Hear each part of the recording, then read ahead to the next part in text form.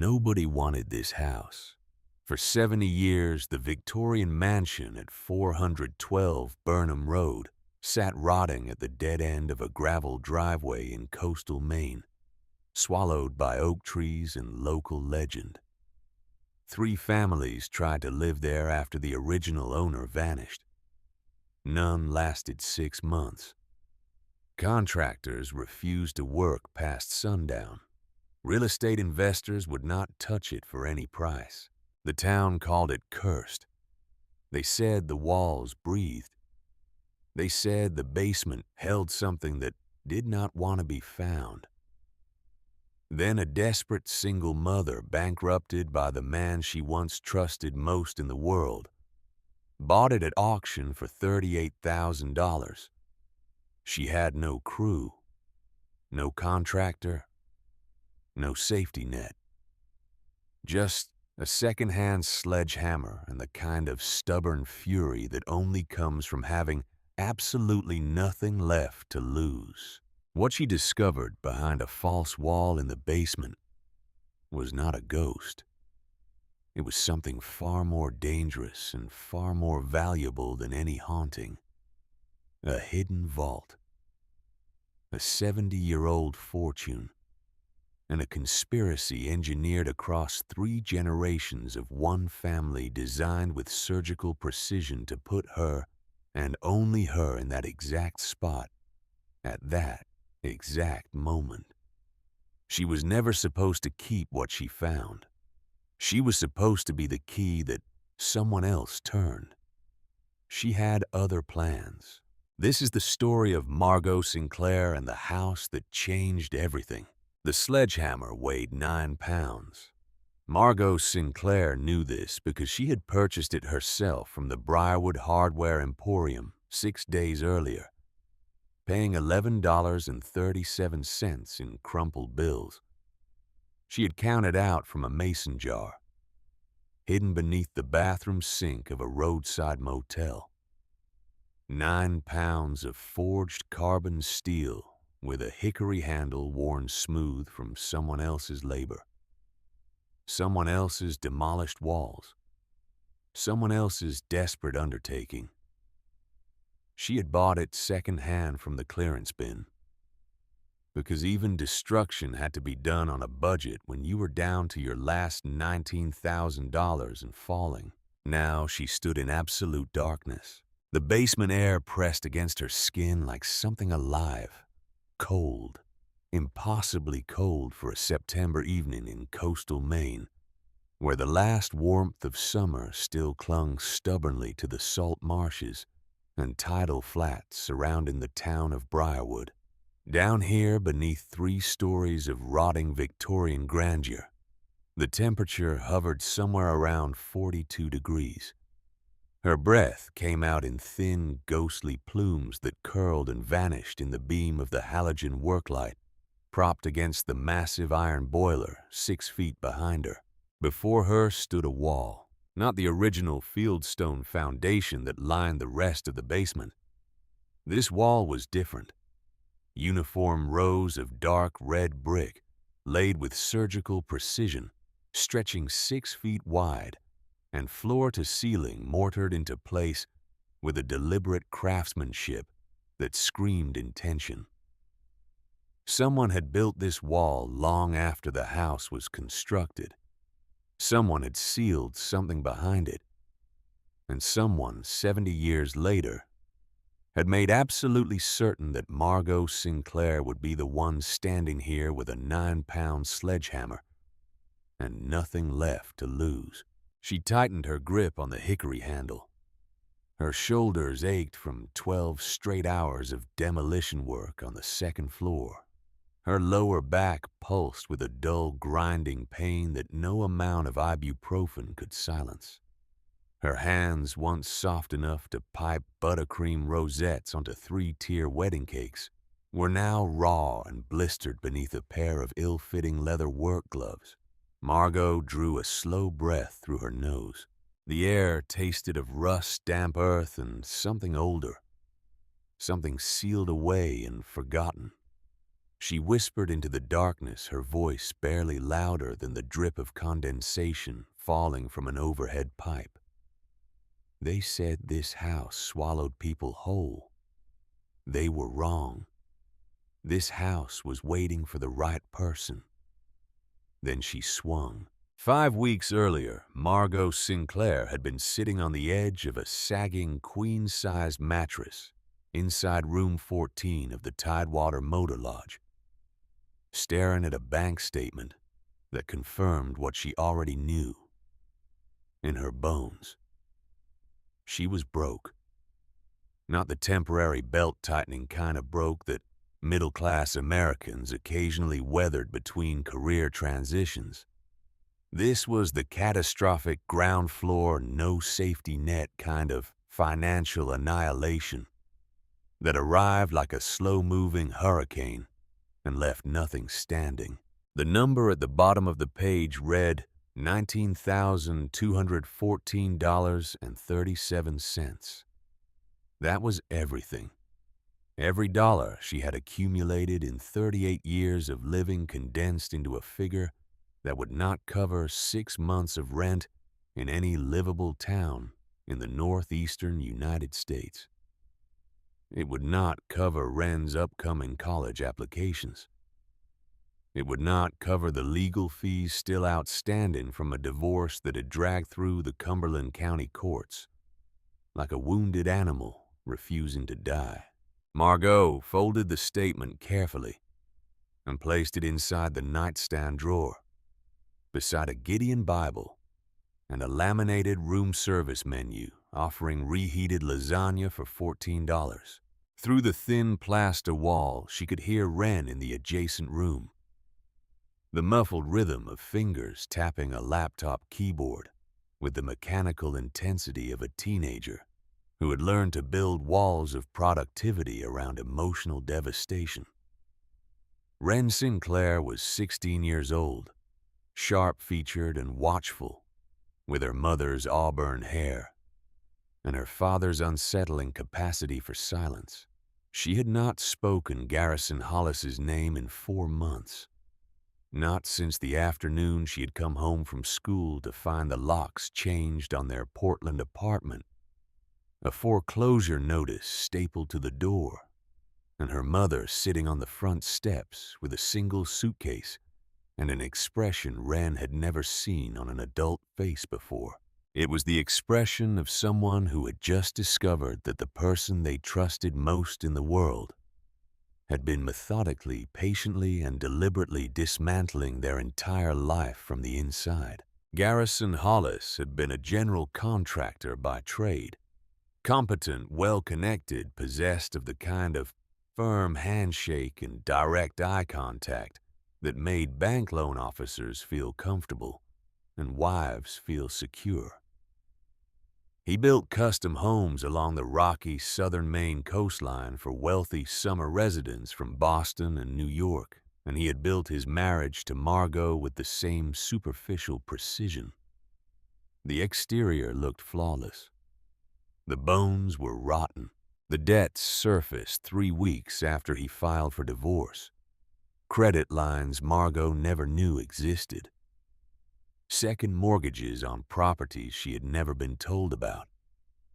Her signature forged with practiced ease on loan documents totaling over $400,000. Garrison had been siphoning money from their joint accounts for years, routing funds through a labyrinth of shell companies tied to his commercial contracting business.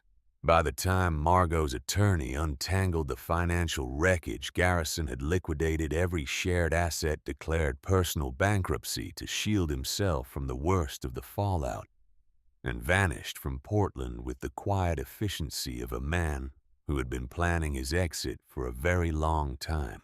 He left behind a daughter he never called and a wife who could not afford to fight him in court. Margot's catering company, a small but thriving operation she had built from scratch over 7 years, collapsed within 2 months. The forged loan documents were in her name. Creditors came for the business accounts first, then the equipment, then the commercial lease on her kitchen space in the East End. She watched the walk-in refrigerator she had saved 18 months to purchase get loaded onto the back of a flatbed truck by two men who would not make eye contact with her. That was March.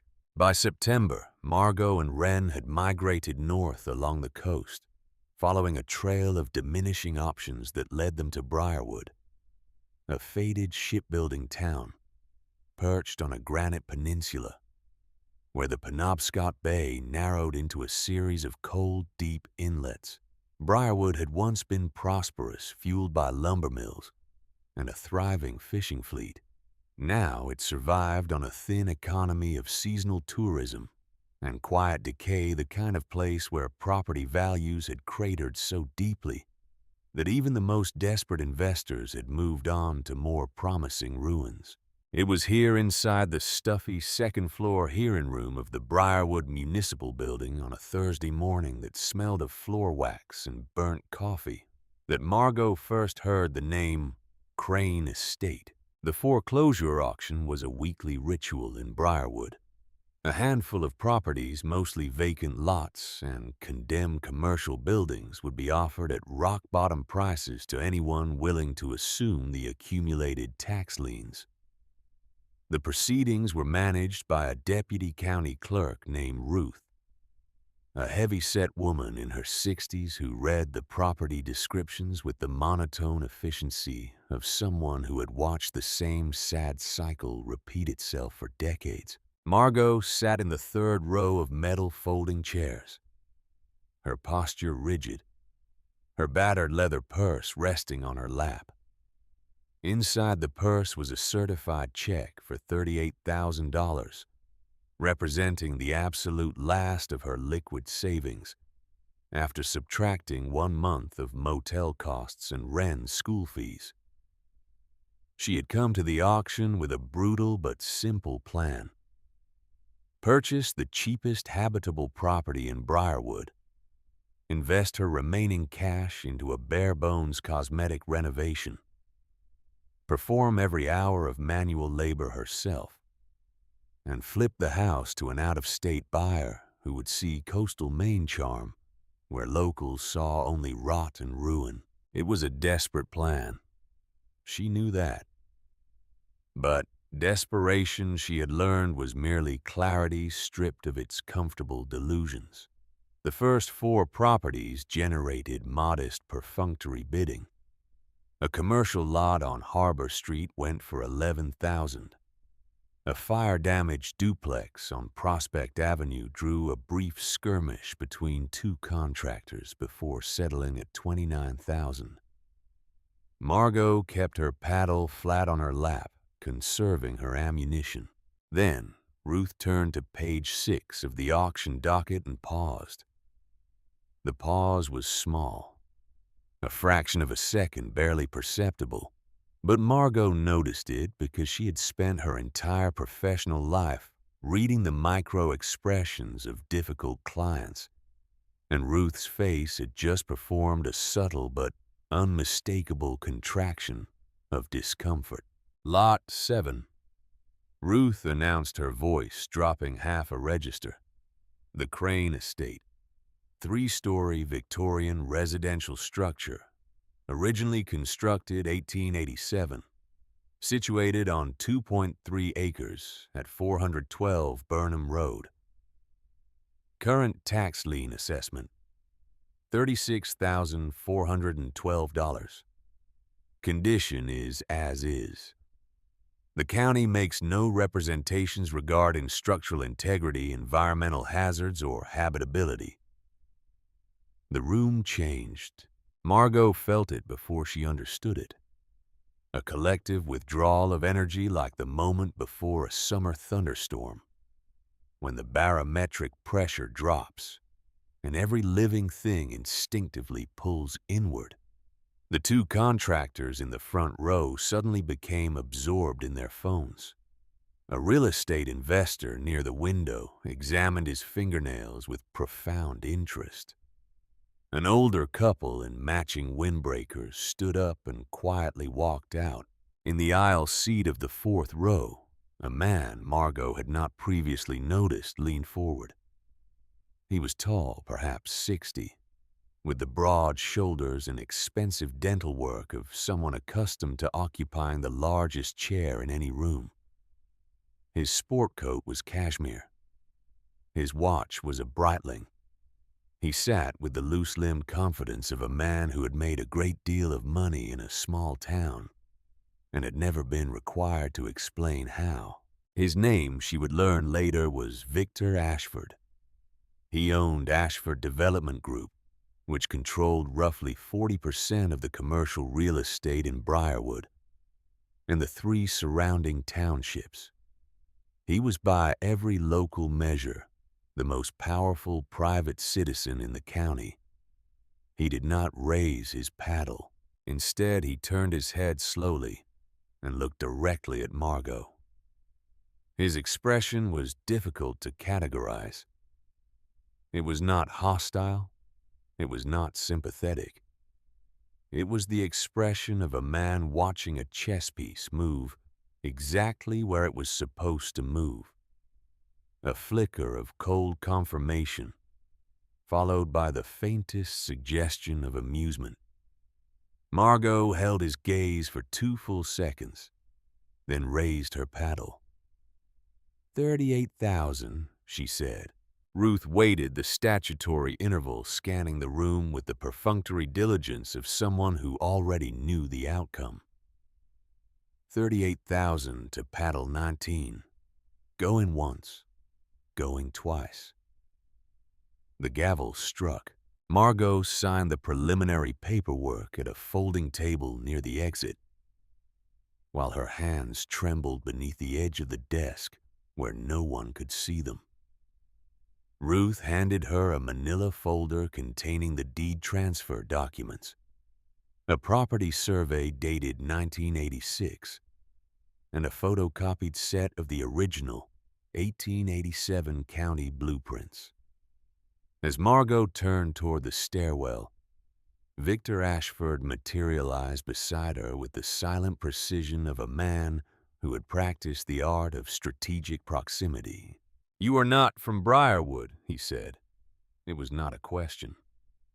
"Portland," Margot replied, tucking the folder against her chest. "Originally," Ashford nodded slowly, his pale blue eyes performing a rapid clinical assessment that traveled from her scuffed work boots to the fraying strap of her leather purse. "The Crane place has been empty since Eisenhower was president, Ms. Sinclair. 3 families tried to live there after old Edmund Crane disappeared. None lasted more than 6 months. The foundation is compromised. The roof is unsalvageable. And the locals have very long memories and very active imaginations when it comes to that particular property." "I am not buying it for the locals," Margot said. Ashford smiled. It was the kind of smile that never reached the eyes. "No," he said softly.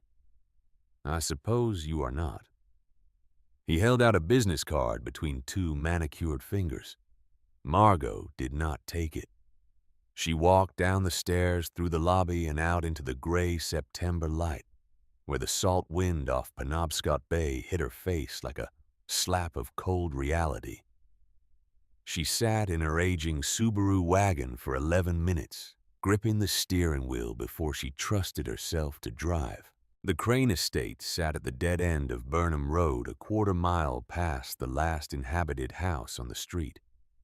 The gravel driveway was barely visible beneath a decade of invasive sumac and wild raspberry canes that had colonized the shoulders. Margot's Subaru bounced and scraped along the rutted track for 200 yards before the tree line broke and the house revealed itself. It was enormous. 3 stories of darkened, clapboard siding originally painted a deep charcoal gray that had faded and peeled into a diseased patchwork of bare wood and curling paint strips. The wraparound porch sagged dramatically at the northeast corner. Its turned balusters snapped and missing like broken teeth. Every window on the first floor had been boarded over with weathered plywood. The second and third floor windows gaped open, their glass long since shattered by storms or stones, the empty frames staring down at the overgrown grounds like hollow eye sockets. Flanking the house on both sides, ancient oak trees stretched skeletal branches across the roofline, their limbs draped with long curtains of dead moss that swayed in the coastal wind. A collapsed barn sat 200 yards to the east, its spine broken, its timbers jutting at violent angles from a foundation that had surrendered to gravity and neglect. Margot killed the engine and sat in the silence. The house was worse than she had imagined. Far worse. The sheer scale of deterioration made her renovation budget look like a child's allowance being thrown at a cathedral. She felt the familiar cold weight of despair settle against her sternum, the same suffocating pressure that had accompanied every devastating revelation of the past 6 months. Then she looked at the rearview mirror and saw Wren's school photo clipped to the sun visor with a wooden clothespin. Wren at 14, before the divorce, before the bankruptcy, before the motel. Wren smiling. Margot got out of the car. The front porch groaned under her weight, but held. The oak door was unlocked because there was nothing inside worth stealing. She pushed it open and stepped into a darkness that smelled of mildew, animal nesting, and the particular dusty sweetness of wood that had been slowly decomposing for decades. The entryway was grand in its ruin. A sweeping mahogany staircase curved upward into the blackness of the second floor, its carved newel post topped with a finial shape like a pine cone. A chandelier hung from the ceiling at a dangerous angle, its crystal pendants clouded with grime connected to the medallion above by a single corroded chain link that looked like it could surrender at any moment. Margot pulled a heavy flashlight from her canvas tote and began her inspection. She moved through the first floor with the systematic attention of a woman who had spent years managing commercial kitchen renovations and understood that every building told 2 stories. There was the story it presented to the world, which was made of surfaces and appearances. And there was the story hidden in its structure, which was made of measurements, load paths, and the silent mathematics of space. The parlor was in rough but recoverable condition. Original plaster walls cracked but not collapsed. Wide plank pine floors beneath layers of filthy carpet. A fireplace with a carved marble surround that once clean could serve as the centerpiece of a listing photograph, designed to make urban professionals dream about quiet weekends by the sea. The kitchen was a disaster. Every surface was coated in a sticky film of grease and rodent evidence. The cast iron sink had detached from the wall and sat at an angle on the warped linoleum connected to the plumbing by a single corroded pipe. 3 of the 4 walls showed significant water damage from what appeared to be a catastrophic roof leak directly above. Margot made notes on a clipboard.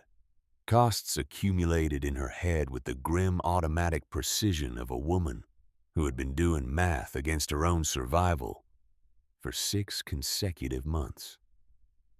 It was in the formal dining room that the first anomaly announced itself. The room occupied the rear left quadrant of the first floor, accessible through a wide pocket door that still slid on its original brass track. Margot stepped inside and swept her flashlight across the space. High ceilings, crown molding damaged but intact, a built-in china cabinet with leaded glass doors, and walls covered in a truly hideous floral wallpaper, its roses and vines faded to a uniform shade of nicotine yellow. Something was wrong with the proportions. Margot could not have articulated the feeling immediately. It was not a conscious observation, but a sensory one, the kind of low-frequency spatial awareness that experienced builders develop after years of walking through structures. The room felt compressed.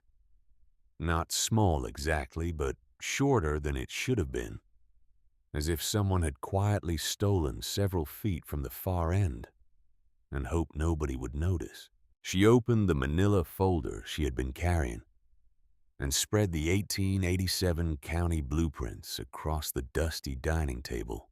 The original floor plan was hand-drawn in precise architectural ink, every room labeled and dimensioned. According to the blueprint, the formal dining room measured 25 feet from the pocket door entrance to the rear wall. Margot set down the flashlight, positioned her heel against the base of the pocket door frame, and paced the room heel to toe. Each pace measured approximately 12 inches. She counted 18 feet. She paced it again to be certain. 18 feet. The rear wall, with its grotesque peeling wallpaper, terminated 7 feet short of where the original blueprint indicated it should. Margot approached the wall and pressed her palm flat against the plaster. It was cold to the touch, colder than the adjacent walls by a noticeable margin. She rapped her knuckles against the surface in 3 places. Solid. Dense plaster over wooden lath. No hollow resonance, no obvious indication of a cavity beyond. But the math did not lie. 7 feet of this house had been swallowed by something behind that wall. She noted the discrepancy on her clipboard, circled it twice, and continued her walk through. The second floor contained 4 bedrooms, a sewing room, and a bathroom with a clawfoot tub that had rusted into a permanent orange stain. The master bedroom at the front of the house was the largest, with bay windows that would have once offered a commanding view of the property. Margot stepped through the doorway and stopped. The temperature dropped, not gradually, not subtly, but with the abrupt physical shock of stepping into a commercial freezer. Her breath materialized in the flashlight beam, thick white clouds that hung in the motionless air. The hair on her forearms rose. A pressure built at the base of her skull, dense and electric. The unmistakable somatic sensation of being observed by something she could not see. Margot stood very still for 15 seconds. She was not a superstitious woman. She had never believed in spirits or hauntings or the theatrical nonsense that small-town folklore draped over every abandoned property with a dark history. She believed in structural engineering, plumbing codes, and compound interest. She believed in the things she could measure. But standing in that bedroom, her breath crystallizing in the beam of her flashlight, on a 58-degree September afternoon, she could not deny that the Crane estate was testing the boundaries of what she was willing to dismiss. She left the master bedroom and did not return to it that day. 3 days later, Margot hired Frank Novak. Novak was a local contractor in his mid-50s, built like a man who had spent 3 decades lifting things that weighed more than he did. His hands were permanently calloused, his face weathered to the texture of old leather, and his truck was a 2004 Ford F-25. Oh, with 260,000 miles on the odometer and a bumper sticker that read, "I void warranties." He came recommended by the woman who ran the hardware store, who described him as honest, competent, and almost entirely devoid of imagination, which in this context was presented as a professional asset. Margot needed someone to assess the basement's structural support before she invested another dollar into the property. If the foundation was truly compromised, as Ashford had suggested, the entire renovation was dead before it started. Novak arrived at 8 in the morning on a Tuesday, carrying a canvas tool belt and an industrial work light powered by a portable generator he hauled in from his truck bed. He said very little during the first floor walkthrough. He tested the staircase with his weight. He examined the window headers with a pocket knife, digging into the wood to check for rot. He made grunting sounds that Margot interpreted as cautious, non-committal professional assessments. Then they descended into the basement. The stairs were narrow, steep, and constructed from rough-hewn planks that flexed disturbingly under Novak's considerable weight. The air temperature plummeted as they dropped below grade. The halogen work light connected to the generator by 50 feet of heavy extension cord, through harsh, white illumination across a subterranean space that felt less like a basement and more like a cavern. The walls were rough fieldstone mortared together with a crude but effective technique that had kept groundwater at bay for over a century. The floor was compacted dirt, hard-packed and dry. Overhead, the floor joists of the first level stretched in parallel rows, their undersides darkened by age and occasional patches of white mineral deposits. In the center of the space, dominating the room like a cast-iron monument to industrial obsolescence, sat the coal boiler. It was enormous, easily 7 feet tall and 5 feet in diameter. A riveted steel cylinder connected to a network of asbestos-wrapped ductwork that branched across the ceiling like the circulatory system of some mechanical beast. The boiler had not functioned in decades. Rust had consumed its lower third. Its iron door hung open on a single hinge, revealing an interior choked with ash and debris. Novak moved through the basement with methodical professionalism, shining his work light along the foundation walls and up into the floor joist bays. He tested several joists with a moisture meter, checked the main carrying beam for deflection, and examined the steel support columns that transferred the weight of the house down to concrete footings buried in the earth. "Structure is sound," he said after 20 minutes. His voice was flat matter-of-fact. "Main beam has some deflection, maybe 3/4 of an inch over the full span. I can sister new joists where needed. Foundation stone is in better shape than I expected. You lucked out." Margot felt the first genuine relief she had experienced in months. "But I want to shore up these 3 columns before we do anything above," Novak continued, pointing to a row of steel supports near the rear of the basement. "And I will need to get behind that boiler to check the footer condition on the west wall." He paused. Margot watched his flashlight beam travel along the rear wall of the basement, tracing the fieldstone surface from left to right. The beam stopped. "That is not original," Novak said. He was pointing to the same area that corresponded to the missing 7 feet in the dining room above. Here in the basement, the anomaly was even more obvious.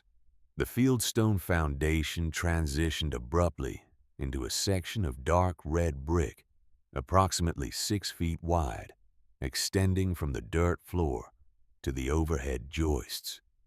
The brickwork was neat, professional, and conspicuously different from the rough fieldstone surrounding it. "Somebody added that," Novak said. 50 years ago, maybe more. Different mortar composition. See the color Portland cement, not the lime mortar they used in the original construction." "What is behind it?" Margot asked. Novak stared at the brick section for a long moment. His jaw muscles worked beneath the weathered skin of his face. In a house this old could be anything. Old cistern, coal storage, root cellar that got sealed up during a remodel. He turned away from the wall with a deliberate finality. "I will shore up the main support beams. My crew starts Thursday. but we leave an hour before sundown, and I am bringing my own generator. I do not care about the overtime." Margot studied him. "Is there a problem with the wiring?" Novak did not answer immediately. He was packing his moisture meter back into his tool belt with the careful movements of a man choosing his next words with unusual precision. "The problem, Ms. Sinclair, is the history." He said it without drama, without inflection. A simple declaration of fact, delivered in the same tone he might use to describe a plumbing deficiency. "Edmund Crane was a banker," Novak continued. "Ran the First Provincial Savings and Loan from 1938 until he disappeared. Before the war, this town had maybe 4,000 people. After the war, half of them owed Crane money. He foreclosed on families who were 3 days late on a payment, took their homes, their boats, their businesses. He was not a man who generated warm feelings." "And then he vanished," Margot said. "Winter of 1954. State police searched the house top to bottom. FBI came in later when they started looking into his banking records. Never found him, never found a body. The official file is still open." Novak zipped his tool bag with a sharp, decisive motion. 3 families bought this place after that. The Petersons lasted 4 months. The Wainwrights lasted 6. The last family, the Burkes, they did not even make it through their first winter. Every one of them reported the same things: footsteps beneath the floorboards, temperature drops that defied every law of thermodynamics, the sound of metal grinding against stone coming from somewhere deep in the foundation.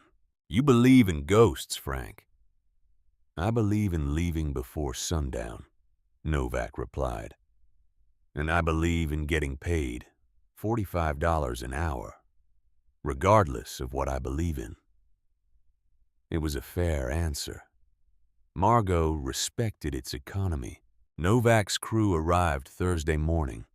2 younger men, both locals, both visibly uncomfortable with the assignment. They worked efficiently, but with the rigid body language of people performing a task under duress, shoulders tight movements, quick eyes avoiding the dark corners of the rooms they passed through. By midday, they had reinforced 2 of the 3 compromised support columns in the basement and begun sistering new lumber alongside the weakened floor joists. Novak supervised from a position near the base of the stairs, his work light aimed at the active zone, his back pointedly turned toward the red brick anomaly in the rear wall. The accident happened at 3:47 in the afternoon. Novak was working alone near the rear of the basement, attempting to brace a sagging joist that ran directly above the sealed brick section. His crew had taken a break, retreating to the front porch with sandwiches and a visible sense of relief. Novak had positioned a hydraulic bottle jack beneath the joist, slowly raising it back to level so he could bolt a new sister board alongside it. Margot was on the first floor scraping wallpaper from the parlor walls with a broad putty knife when she heard the sound. It was not a crash, it was a sequence. First, the sharp pneumatic bark of a nail gun firing without a trigger pull. Then, a deep, resonant boom of heavy timber striking compacted earth. Then silence. Then a sound she could not identify, a rapid metallic clicking that rose and fell in a rhythmic pattern like the tumblers of a combination lock cycling through their sequence. She dropped the putty knife and ran. By the time she reached the basement stairs, the clicking had stopped. Novak was standing in the center of the space, his tool belt already unbuckled and hanging from one hand. His face, normally the ruddy color of a man who worked outdoors in all seasons, was the pale gray of old newspaper. A 12-foot oak beam lay on the dirt floor 3 feet from where he stood.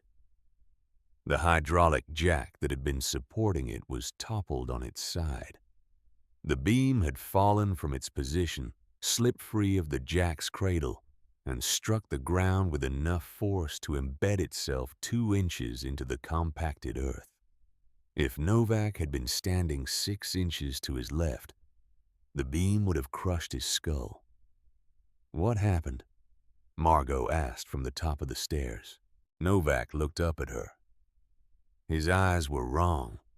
Not frightened exactly, but displaced the expression of a man whose internal model of how the physical world operated had just been forcefully revised.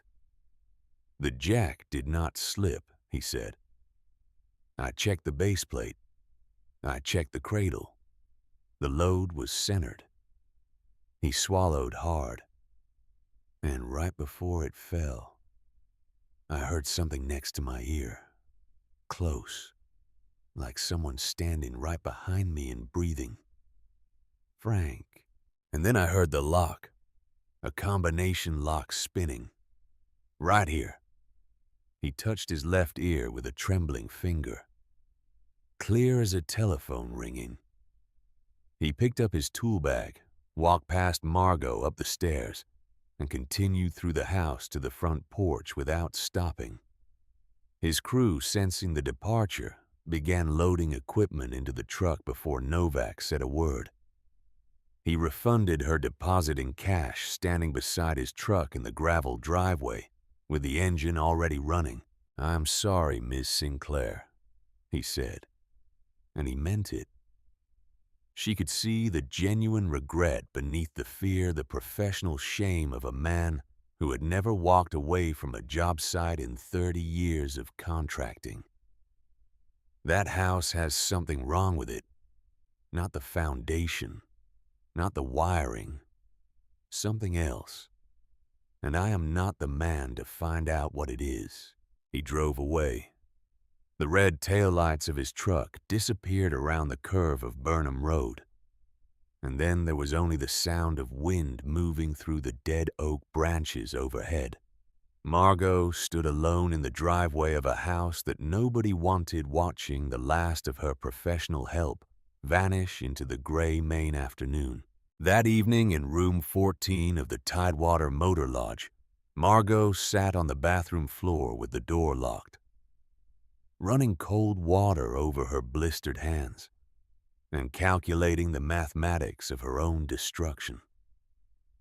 Without Novak, the structural work would take 3 times as long. Without his crew, every task from joist repair to electrical rough-in would fall on her shoulders alone.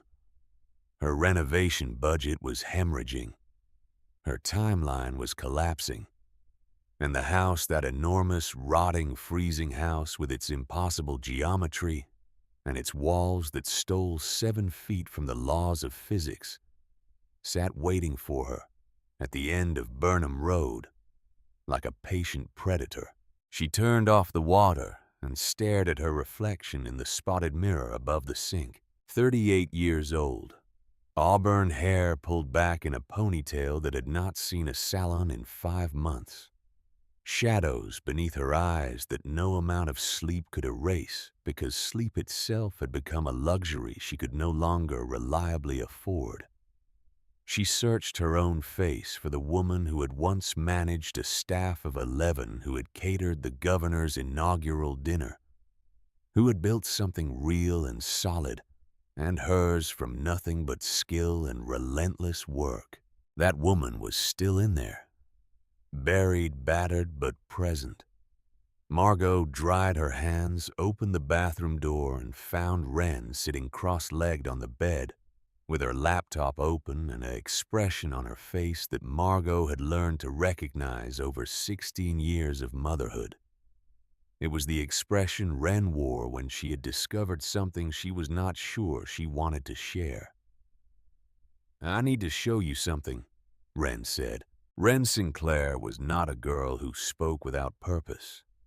She had inherited from some ancestral source neither parent could identify a preternatural capacity for research, for following informational threads with the patient, methodical intensity of a forensic analyst, while her classmates at Briarwood Regional High School spent their evenings on social media and group chats.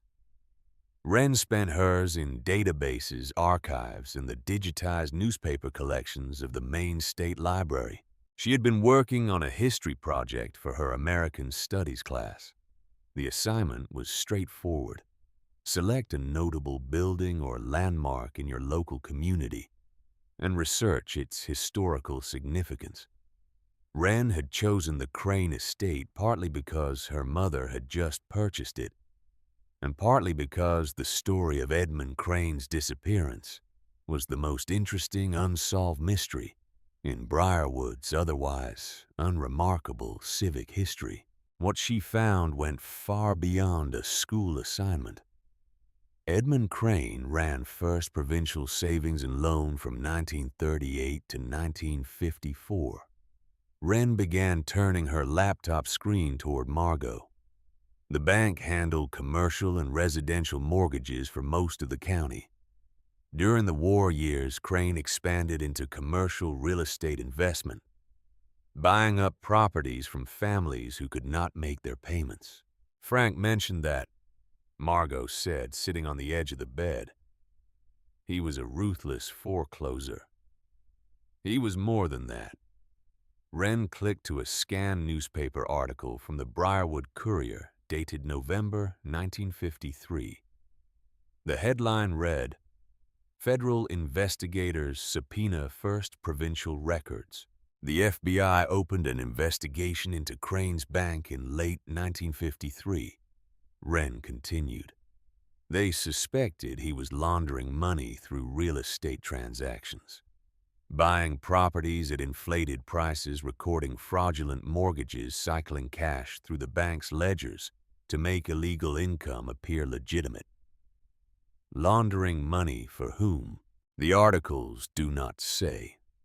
The investigation was federal, so most of the details were sealed. But here is the part that matters." Wren clicked to a second article dated February 1954. 3 months after the investigation started, Edmund Crane disappeared. No body, no note. His car was found parked in the driveway of the estate. His personal effects were still inside the house. The FBI searched the property for 2 weeks and found nothing. Margot stared at the grainy newspaper photograph accompanying the article. It showed the Crane estate in 1954, looking remarkably similar to its current condition, minus 70 years of botanical invasion. Standing on the front porch were 2 men in dark suits and fedoras, presumably federal agents conferring over a document. "Wren, this is very thorough, but I am not sure how it helps me fix the roof. I am not finished." Wren's voice carried the quiet, controlled urgency of someone approaching the point of a very sharp knife. She clicked to a third document. This one not a newspaper article, but a scanned page from what appeared to be a county business registry. Edmund Crane did not operate alone. The bank had a silent partner, someone who provided capital for the real estate acquisitions and shared in the profits from the laundering operation. His name appears on exactly one document in the entire county archive, a partnership filing from 1941. Wren turned the laptop fully toward Margot and pointed to a name on the scanned page.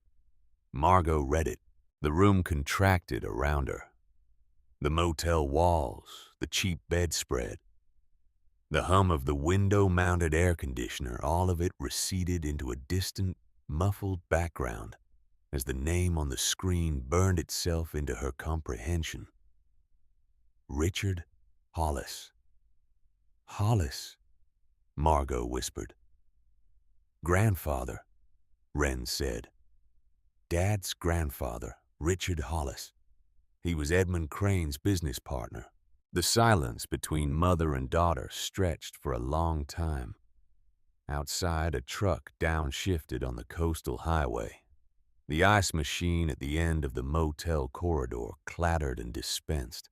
"It could be a coincidence," Margot said, but the words sounded hollow even as she spoke them.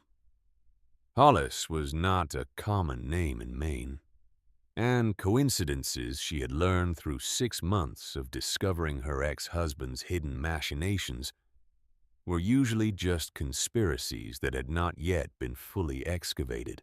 "There is more," Wren said. She pulled up a genealogy database. Richard Hollis married in 1946. Had one son, Gerald Hollis, born 1952. Gerald Hollis married Patricia Brennan in 1978. They had one son. "Garrison," Margot said. "Garrison Hollis, born 1984. Our dad." Margot pressed her palms against her eyes. The connections were forming with terrible, inexorable logic, like watching cracks propagate through a windshield in slow motion. Edmund Crane and Richard Hollis were partners in a money laundering operation. Crane disappeared. The house sat empty for 70 years. And now Margot, the financially destroyed ex-wife of Richard Hollis's grandson, had purchased that house at a public auction where nobody else bid. She did not yet understand the full architecture of the trap. That understanding would come later in the airless darkness of a subterranean vault. But standing in room 14 of the Tidewater Motor Lodge, staring at her daughter's laptop screen, Margot Sinclair felt the first tremor of a revelation that would eventually reshape everything she believed about her marriage, her divorce, and the systematic annihilation of her financial life. It had not been carelessness. It had not been cruelty. It had been engineering. The next morning, Margot drove to the Crane estate alone. Wren wanted to come, but Margot insisted she go to school. There was no argument. Wren understood that her mother was not protecting her from physical danger. She was protecting her from the legal exposure of whatever was about to happen next. Margot parked in the gravel driveway, gathered her tools from the cargo area of the Subaru, and walked into the house with the heavy canvas tote over one shoulder and the 9-pound sledgehammer hanging from her right hand. She did not stop on the first floor. She did not inspect the kitchen, or measure the parlor, or scrape wallpaper from the dining room. She walked directly to the basement stairs and descended into the cold. The halogen work light was still positioned where Novak's crew had left it, aimed at the row of support columns near the center of the space. Margot dragged the light to the rear of the basement, angling its beam toward the section of red brick that had been silently declaring its secrets to anyone willing to listen. She squeezed through the narrow gap between the massive rusted boiler and the rear foundation wall. Up close, the contrast was even more stark than it had appeared from across the room. The original fieldstone was rough, irregular, set with lime mortar that had calcified to the hardness of white granite over 130 years. The brick section was surgical by comparison. Uniform rows of dark red clay brick laid in a running bond pattern, with Portland cement mortar sealed flush and tight, without a single visible gap. This was not a patch repair. This was not a casual modification by some previous owner looking to subdivide the basement space. This was a wall built with deliberate precision by someone who understood exactly what they were concealing and intended for it to remain concealed indefinitely. Margot tapped the brick with her knuckles. Solid. She tapped again higher near the junction with the overhead joists. Solid. She moved to the center of the section, roughly 3 feet from the floor, and struck the brick with the heel of her palm. The sound that came back was different. Not the dense, flat report of masonry backed by earth. This sound had a subtle resonance to it, a faint harmonic undertone that suggested the presence of open air on the other side. Hollow. Margot stepped back. She positioned the halogen light to illuminate the full width of the brick section. She pulled the sledgehammer from her tool belt and tested its weight in both hands. 70 years. This wall had stood here for 70 years guarding its secret, while the house above it rotted, and the town around it whispered about ghosts and curses and the restless spirit of a vanished banker. 3 families had lived above this wall and fled. A contractor had nearly died 6 feet from it. And now a bankrupt pastry chef from Portland, Maine, armed with a second-hand sledgehammer and an unhealthy amount of caffeine, was preparing to find out what Edmund Crane had hidden in the bones of his own home. She planted her feet, squared her hips, drew the hammer back over her right shoulder, and swung. The impact was seismic in the confined space. Brick dust and mortar fragments exploded outward, peppering her safety goggles and coating her face in a chalky white film. The sound ricocheted off the fieldstone walls, a sharp, concussive crack that was followed immediately by the musical tinkle of brick fragments falling to the dirt floor. She swung again. A vertical fissure appeared in the mortar line running from the point of impact upward toward the ceiling joists. Chips of red brick fell inward, tumbling into darkness behind the wall. Again. The fissure widened. A cluster of 3 bricks loosened and shifted inward by half an inch, revealing a thin black seam of absolute nothingness beyond. Again. Again. Again. On the 6th strike, the cluster gave way entirely. 4 bricks caved inward and vanished, swallowed by whatever space lay behind the wall. A rush of air poured through the jagged opening, cold and stale, and carrying a scent that did not belong in a residential basement. Ozone, old paper, and something metallic, sharp, and chemical like oxidized copper, or the inside of a bank vault that had not been opened in decades. Margot lowered the hammer. Her arms trembled. Sweat ran in rivulets down her temples, despite the freezing air.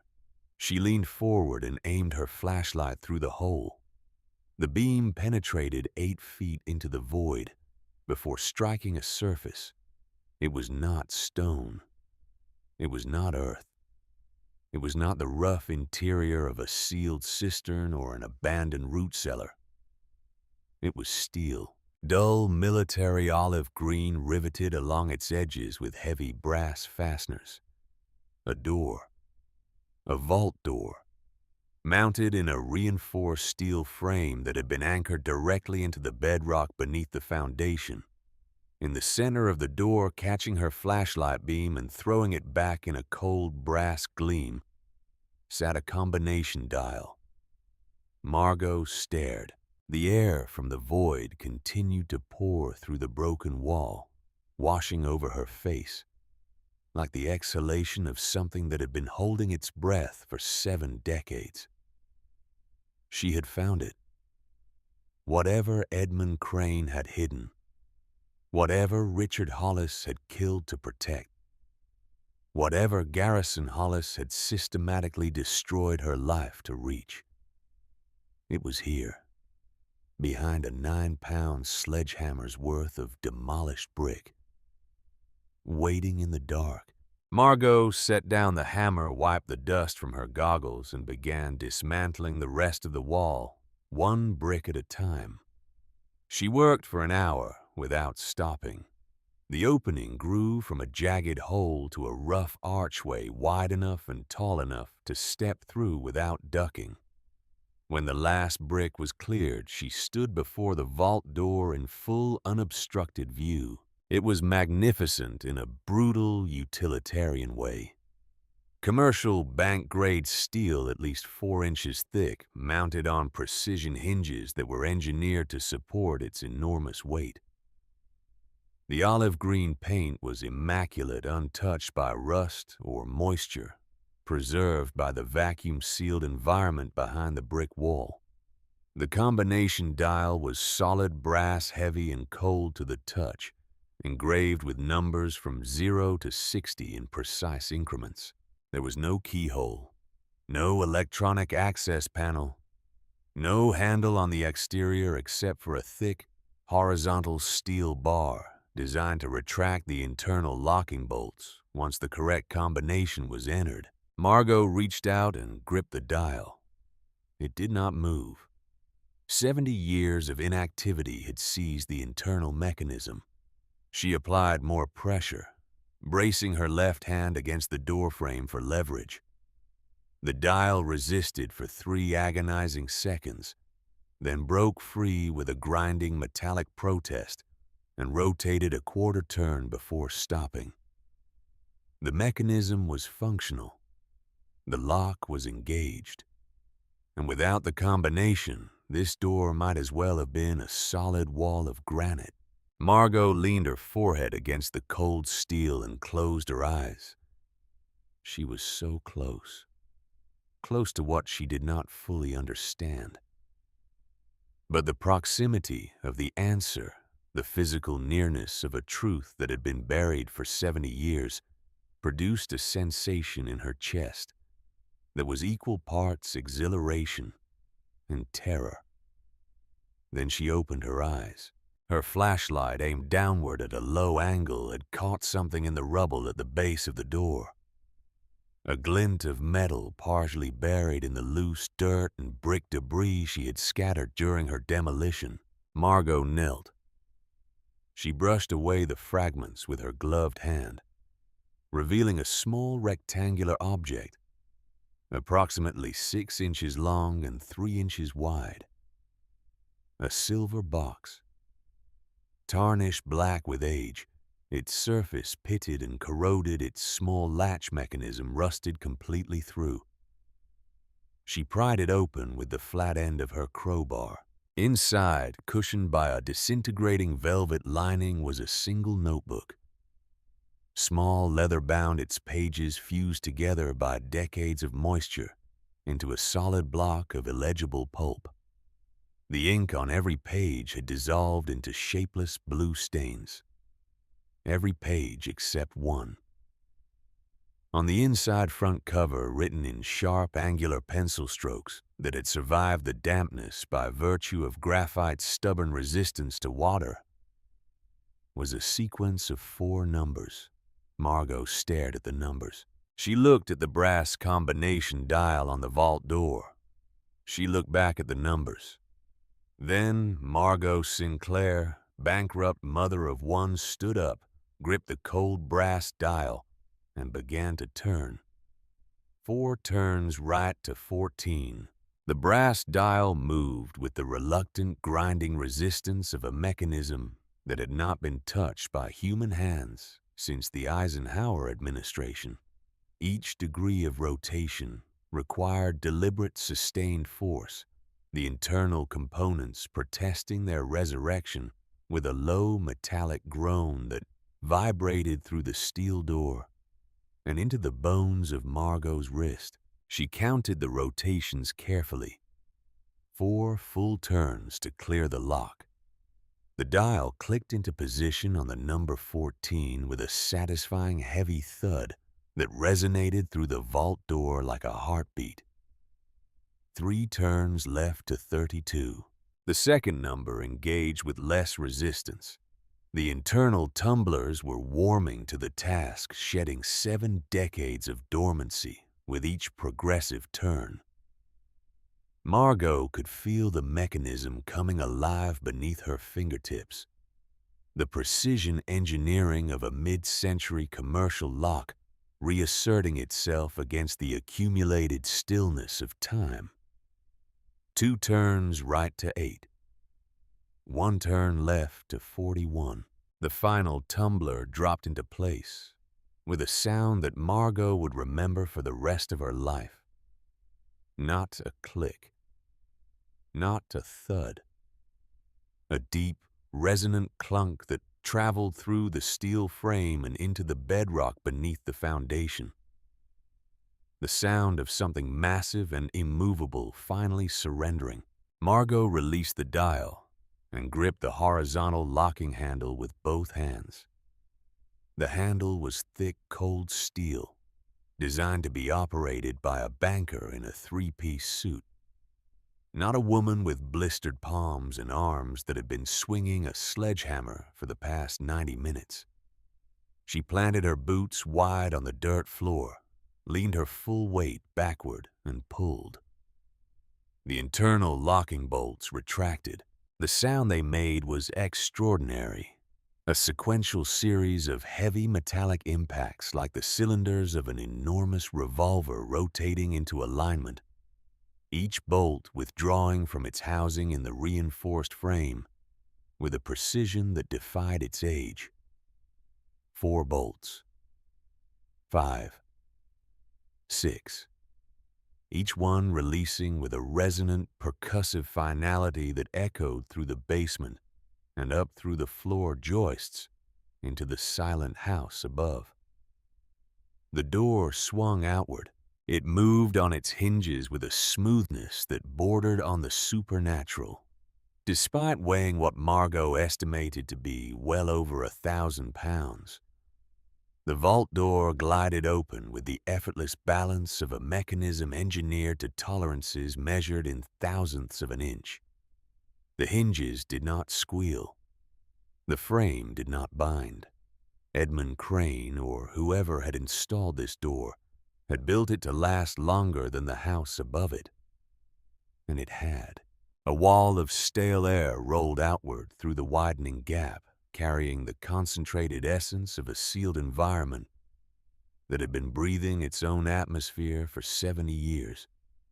Paper, leather, machine oil, brass polish, and beneath all of it the faint but unmistakable chemical signature of oxidized metal, sharp and ancient. Margot aimed her flashlight into the darkness beyond the threshold. The beam entered the space and expanded, traveling across surfaces that had no business existing beneath a residential Victorian home in coastal Maine. The light fell first upon a wall of dark mahogany shelving floor to ceiling extending the full depth of the room. Every shelf was loaded. Heavy canvas binders, their spines labeled in precise, handwritten script. Leather-bound ledgers, dozens of them standing upright like volumes in a private library. Manila folders thick with documents organized in rows with the meticulous attention of a man who understood that information properly preserved and strategically deployed was worth more than currency. Margot stepped across the threshold. The floor beneath her boots was not dirt. It was poured concrete, smooth and level, covered by a Persian rug, whose deep crimson and navy pattern had been preserved in perfect condition by the airless environment. The rug alone, she estimated with the automatic appraisal instinct of someone who had spent years furnishing event spaces, was worth several $1,000s. The room was larger than she expected. Roughly 20 feet deep and 12 feet wide, with a ceiling height of 8 feet, constructed entirely from reinforced concrete that had been poured against the bedrock surrounding the foundation. This was not a modified basement. This was a purpose-built subterranean installation, engineered with the same specifications as a commercial bank vault or a military bunker. The walls were smooth, unpainted concrete, dry and free of any moisture intrusion. The air was cold but not damp, Whatever ventilation system Crane had installed, it had maintained a stable interior climate for 7 decades without human intervention. In the center of the room stood an executive desk. It was massive. Solid mahogany 6 feet wide with brass drawer pulls and a leather writing surface that had aged to the color of dark honey. Behind the desk sat a high-backed leather chair, its cushion compressed by the phantom weight of a man who had last occupied it in 1954. On the desk surface, arranged with deliberate precision, sat 3 objects. A black rotary telephone, its cloth-wrapped cord coiled neatly beside it. A brass desk lamp with a green glass, shade the kind found in law offices and banking halls of the pre-war era. And a single manila envelope centered on the leather blotter with the careful placement of something intended to be found. But it was what lined the far wall that stopped Margot's breath in her throat. Military surplus ammunition crates, olive drab stenciled with faded black serial numbers and unit designations. Stacked 5 high in rows of 4, their wooden lids secured with steel clasps. The crates were identical to the thousands produced by American ordnance factories during the Second World War, designed to transport .50 caliber ammunition belts across oceans and battlefields. These crates were not carrying ammunition. The lid of the topmost crate in the nearest stack had been left slightly ajar, its steel clasp unfastened. Margot approached it with the slow, measured steps of a woman who had already absorbed so many impossible revelations in the past 3 weeks that her capacity for shock had been fundamentally recalibrated. She reached up and lifted the wooden lid.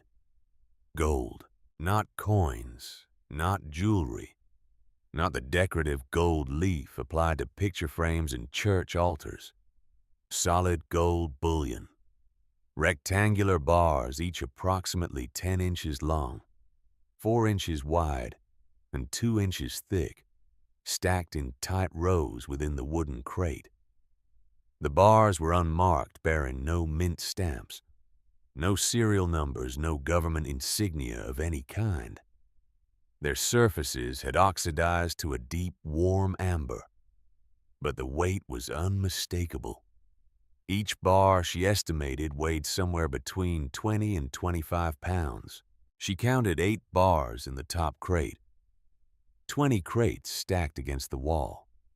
Margot performed the calculation automatically, the way she had calculated ingredient costs and catering margins for 7 years.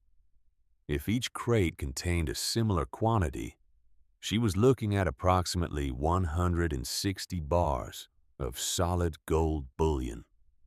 At current market prices, each bar would be worth somewhere in the range of $400,000. The number that formed in her mind was so large that it temporarily lost all meaning. It existed in a realm of abstraction that had no connection to her actual life, to motel rooms and grocery budgets and the $11.37 she had spent on a second-hand sledgehammer. Beside the gold tucked beneath the bars in the bottom of the crate, she could see the edges of paper. She reached in and withdrew a tightly banded stack of currency.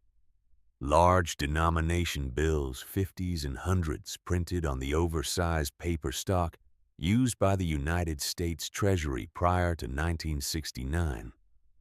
The bills were crisp, uncirculated, preserved by the climate-controlled environment in a condition that would make a numismatic collector weep. There were dozens of similar stacks visible in the crates surrounding the first. Margot released the currency and stepped back from the wall. Her legs were trembling, not from fear, not from cold, from the sheer physiological overload of standing inside a revelation that was rewriting everything she understood about the past 6 months of her life. She turned to the desk. The manila envelope sat waiting. Its position centered on the blotter with the deliberate precision of a stage prop suggested that whoever had placed it there intended for it to be the first thing discovered by anyone who successfully opened the vault. It was a message, a declaration, an explanation placed at the exact coordinates where answers were most urgently needed. Margot picked up the envelope. The paper was thick, high-quality stock, remarkably well preserved. The flap was unsealed. She tipped the envelope and allowed its contents to slide onto the leather surface of the desk. A collection of black and white photographs spread across the blotter. 5 photographs in total, each printed on heavy matte paper, with the silver gelatin finish characteristic of professional photography in the 1940s and 1950s. Beneath the photographs, a multi-page legal document bound at the corner with a brass fastener, its typewritten text dense and formal. Margot picked up the first photograph. It showed 2 men standing on the granite steps of a building she recognized immediately, the Briarwood Municipal Building where she had purchased this very house 17 days earlier. The men were dressed in dark suits and overcoats posed in the stiff, self-conscious manner of an era when photographs were occasions rather than reflexes. They were shaking hands and smiling. The man on the left was Edmund Crane. She recognized him from the newspaper photographs Wren had shown her. The severe jawline, the thinning hair combed straight back, the eyes that projected the cold transactional intelligence of a man who assessed every human interaction in terms of leverage and liability. The man on the right was younger, lean, sharp-featured with a narrow mustache and a rakish confidence that radiated from his posture. He had a thin scar above his left eyebrow, a mark that in the context of the photograph gave him the appearance of a man who had survived something and enjoyed telling the story. He was looking at the camera with the easy, proprietary grin of someone who believed the world was arranged for his personal benefit. Margot knew that grin. She had seen it across a dining table for 12 years of marriage. She had seen it in courtroom hallways during the divorce proceedings. She had seen it on the face of Garrison Hollis every time he successfully convinced her that a lie was the truth, that a forged signature was an administrative error, that the systematic destruction of her financial independence was simply an unfortunate consequence of market conditions beyond his control. The man in the photograph was not Garrison. The clothing was wrong. The era was wrong. The haircut belonged to a different generation. But the grin was identical. The posture was identical. The architectural confidence of a man standing inside a scheme he had designed was absolutely unmistakably identical. It was Richard Hollis, Garrison's grandfather, Edmund Crane's silent partner. Margot set the photograph down and picked up the legal document. The language was dense, formal, layered with the archaic constructions of mid-century estate law. But Margot had spent 6 months reading legal documents during her divorce. She had developed, through necessity and fury, a functional literacy in the vocabulary of trusts, liens, and property transfers that would have impressed a second-year law student. The document was a trust instrument. Specifically, it established an irrevocable trust governing the disposition of the Crane estate and all assets contained within its hidden subterranean vault. The trust had been drafted in 1953, 1 year before Edmund Crane's disappearance, and it was signed by both Crane and Richard Hollis in the presence of a notary public whose stamp was still legible on the final page. The operative clauses were precise, intricate, and devastating. The trust mandated that the estate and its concealed contents could only be legally claimed under a single, highly specific set of conditions. The claimant had to purchase the property at a public foreclosure auction. The claimant could not be a blood relative of either the Crane or Hollis families. The claimant had to be a current or former spouse of a legitimate descendant of the Hollis family line. And the claimant had to be in a state of verified, documented financial insolvency at the time of purchase. Margot read the clause 3 times. Each reading drove the implications deeper into her understanding like nails being hammered through wood. A spouse or former spouse of a Hollis descendant. Financially insolvent. Purchasing the property at a public auction. She was the only person on earth who met every single condition. The trust had been designed 70 years ago as a retrieval mechanism. A legal time bomb engineered to ensure that the Hollis family could eventually recover the hidden fortune without ever appearing on any official document as a claimant. The genius of the scheme was its indirection.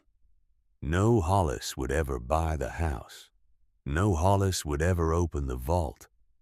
A Hollis spouse would do it for them, driven by desperation into a purchase that appeared to be an act of independent agency, but was in fact the final step in a choreographed sequence that had begun decades before she was born. Garrison could never have purchased the property himself. His name was Hollis. Federal investigators had flagged the Crane-Hollis connection in 1953.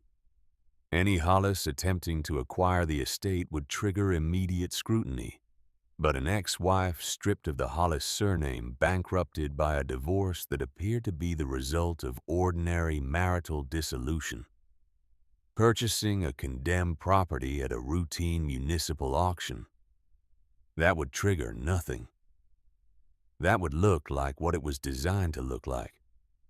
A desperate woman making a desperate gamble on a cheap house. Margot set the document on the desk and pressed both palms flat against the leather surface. She was breathing through her mouth. Short, shallow breaths that did not reach the bottom of her lungs. Her vision had narrowed to a tight tunnel, focused on the typewritten text in front of her. Garrison had not been careless with their finances.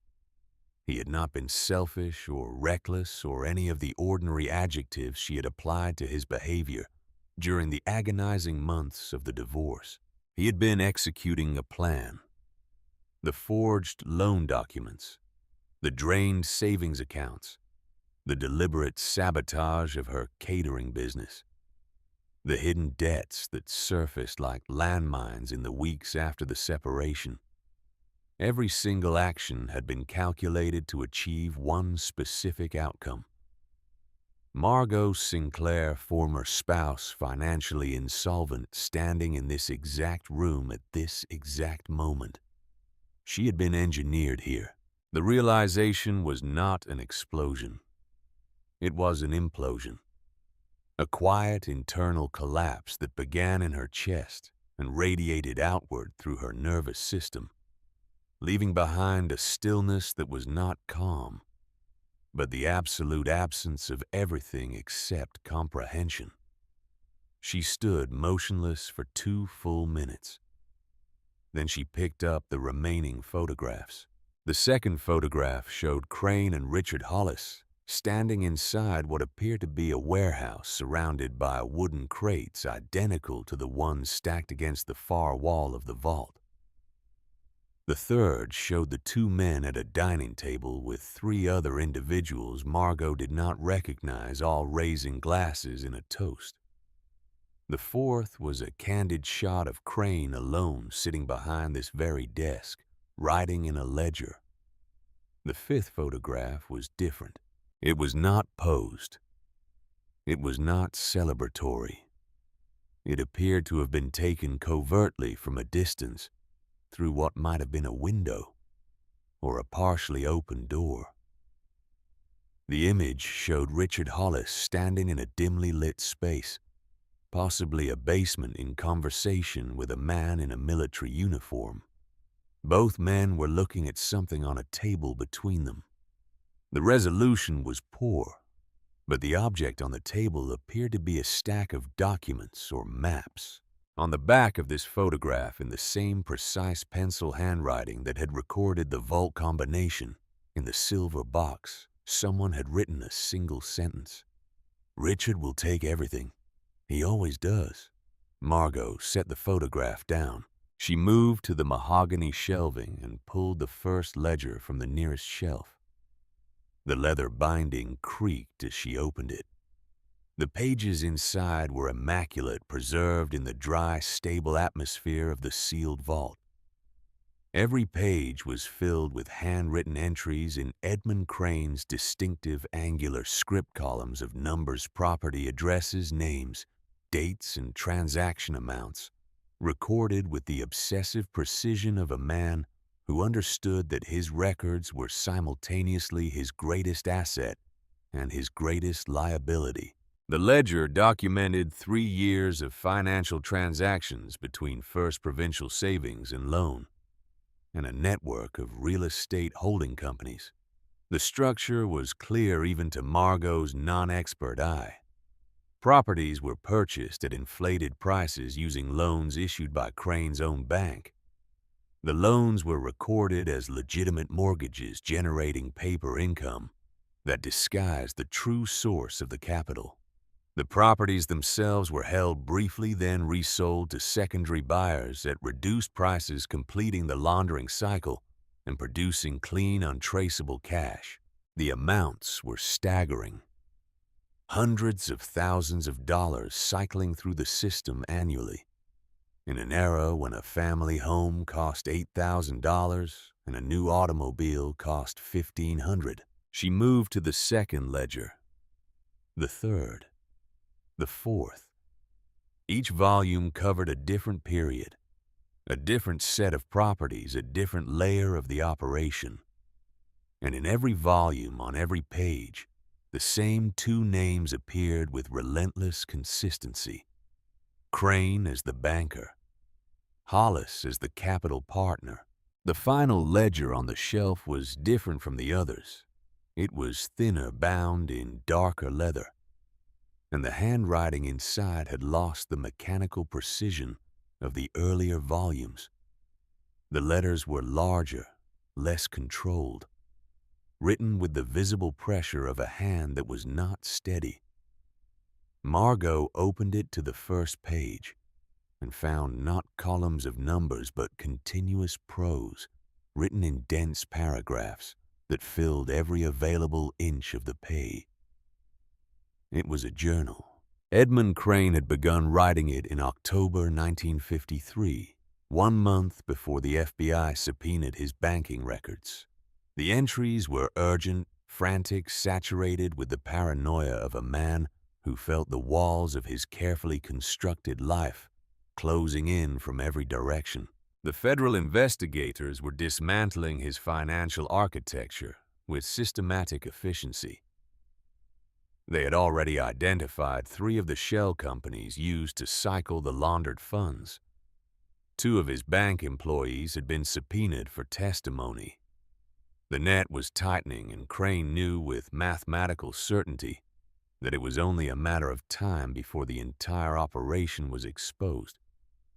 But the journal entries did not focus primarily on the federal investigation. They focused on Richard Hollis. Crane wrote about his partner with a combination of bitter admiration and escalating fear that intensified with each successive entry. Hollis, according to Crane, had begun making preparations of his own. Quiet preparations. He was withdrawing his share of the partnership's liquid assets. He was cultivating relationships with the very federal agents, investigating the bank, positioning himself as a potential cooperative witness. He was in Crane's analysis, preparing to sacrifice his partner to save himself. The entry, dated December 14, 1953, was the most chilling. Richard visited the house today. He walked the basement. He measured the walls. He asked about the ventilation system. He has never in 12 years of partnership expressed any interest in the physical structure of this property. He is not measuring walls. He is measuring a tomb. The entry, dated January the 3rd, 1954, was the last. I have moved the combination to a secure location outside the vault. If Richard takes the house, he will never access the contents without it. The gold stays in the ground. The records stay sealed. If someone reads these words, it means I did not survive what is coming. Richard Hollis is not my partner. He is my executioner. He has been patient about it, which is the most terrifying part. The journal ended there. 43 days before Edmund Crane officially disappeared, Margot closed the leather cover slowly. She placed the journal back on the shelf and stood in the silence of the vault, surrounded by the accumulated evidence of two men's greed, betrayal, and destruction. Then she looked at the floor. The Persian rug covered most of the concrete surface, but near the left wall where the shelving ended, and the bare concrete was exposed, something caught her eye. A section of the floor, roughly 3 feet by 6 feet, was visually different from the surrounding surface. The concrete was the same color, but slightly different in texture. Smoother, more uniform, as if it had been poured at a different time than the original floor. A patch, a repair, or a seal. Margot stared at the patch for a long time. She already knew what was beneath it. Crane's journal had told her everything she needed to understand. Richard Hollis had measured the walls. He had asked about the ventilation. He had walked the basement with the calm, proprietary attention of a man surveying a space he intended to repurpose. Edmund Crane had not disappeared. Edmund Crane had been buried in his own vault by the man he had trusted with his fortune. And 70 years later, that man's grandson had sent Margot Sinclair to retrieve the proceeds. She did not break the concrete. She did not need to see what was underneath to know the truth. The confirmation could come later, delivered by people with forensic training and federal authority. What mattered now was the decision that stood before her, like the vault door itself. Massive, heavy, and impossible to avoid. She could call the police. The scenario was clean and simple. Report the vault. Report the gold. Report the suspected remains. Federal agents would arrive within hours. The gold would be cataloged and seized as evidence in a historic federal crime. The remains would be exhumed, identified, and processed. The legal machinery would grind forward, and eventually, after years of litigation and bureaucratic procedure, the assets would be absorbed into the federal treasury or returned to some distant Crane descendant who had never set foot in Briarwood. And Margot Sinclair would walk away with nothing. She would return to room 14 of the Tidewater Motor Lodge with the same $19,000 she had started, with minus the $38,000 she had spent on a house that would now be impounded as a crime scene. She would be worse than broke. She would be in debt. And Garrison Hollis, from whatever safe distance he was observing this operation, would simply wait for the next opportunity, the next scheme, the next ex-wife he could maneuver into position. Or Margot looked at the gold. She looked at the vintage currency. She looked at the vault door still standing open on its perfectly balanced hinges, and she calculated the precise distance between where she stood and the life she could build if she chose the other path. It was not a moral calculation. Margot did not pretend it was. She had spent 38 years being honest. Being responsible, being the woman who followed rules and trusted systems and believed that decency was its own reward. That woman had been stripped of everything she built by a man who followed no rules, trusted no one, and treated decency as a vulnerability to be exploited. The system had not protected her. The courts had not protected her. The law had processed her divorce with bureaucratic indifference, while Garrison walked away clean, and she inherited his manufactured debts. She owed the system nothing, but she owed Wren everything. Margot made her decision standing in the cold light of a halogen lamp in a dead man's vault, surrounded by the evidence of crimes committed before she was born. She made it quickly without drama, without the theatrical moral anguish that stories assign to moments like these.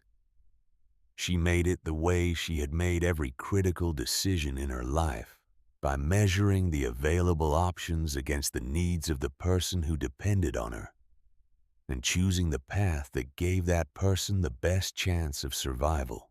Then she climbed the stairs, drove back to the motel, and told Wren everything. They sat on the twin beds in room 14 facing each other, across the narrow gap between the mattresses. The laptop closed, the television off the room reduced to two voices and the hum of the window unit pushing recycled air through a filter that needed changing. Wren listened without interrupting. She listened with the focused, absorptive intensity that Margot had always found simultaneously impressive and slightly unsettling in her daughter.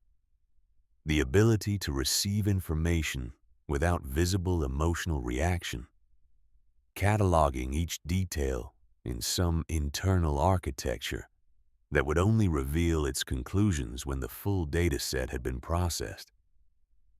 When Margot finished, Wren was quiet for 30 seconds. "How much gold?" she asked. "I counted 8 bars in one crate. There are 20 crates. If they are all full, roughly 160 bars. At current spot price, each bar is worth between $300,000 and $400,000. Yes. So somewhere between $48 and $64 million. Margot had not spoken the number aloud. Hearing it from her daughter's mouth, delivered with the flat precision of a math problem solved in real time, made it simultaneously more real and more impossible. Plus the vintage currency, Wren added. Uncirculated large denomination bills from the 1940s have significant numismatic value beyond their face amount. You could be looking at another 2 to 5 million in paper alone. Wren, how do you know the spot price of gold? Wren looked at her mother with an expression that conveyed with elegant efficiency the absurdity of the question. "I am 16, not illiterate. There is a financial crisis happening in this family. I pay attention." Margot almost smiled. It was the closest she had come to smiling in weeks. "We cannot keep it," Wren said. The words landed in the space between them with the weight of a moral position taken early and without equivocation. "We may not have a choice," Margot replied. "There is always a choice. That is literally the definition of ethics. Ethics did not stop your father from forging my signature on $400,000 in loan documents. Ethics did not stop the court from granting him bankruptcy protection while I inherited his debts. Ethics is a luxury, Wren, and we are out of luxuries." Wren absorbed this. Her jaw tightened. She looked down at her hands folded in her lap, and when she looked up again, her eyes were bright with something that was not tears but was adjacent to them. "If we take the gold, we become criminals. If we do not take the gold, your father takes it. He engineered this entire operation. He destroyed our lives specifically to trigger the conditions of that trust. If I call the police, the feds seize everything and Garrison walks away unpunished. Because there is no law against bankrupting your own wife through legal financial manipulation. He designed the trap so that every legal outcome benefits him or costs us. So you want to beat his trap by walking into it on our terms. Margot looked at her daughter. The precision of the summary, the cold surgical accuracy of a 16-year-old who had just distilled a 70-year conspiracy into a single sentence, produced a feeling in Margot's chest. That was not pride exactly, but something deeper. Recognition. She was looking at someone who understood. Yes, Margot said, on our terms. The silence that followed was the longest of the conversation. Wren broke it. What do you need me to do? The next 3 days became the most physically and psychologically grueling of Margot Sinclair's life, which was a significant distinction for a woman who had already endured a 6-month descent through financial annihilation. On Wednesday morning, she drove 45 minutes south to the town of Camden and rented a heavy-duty commercial cargo van from a regional equipment company. She paid cash. She registered the rental under a fictitious business name, Sinclair Estate Services, using a post office box she had opened the previous afternoon.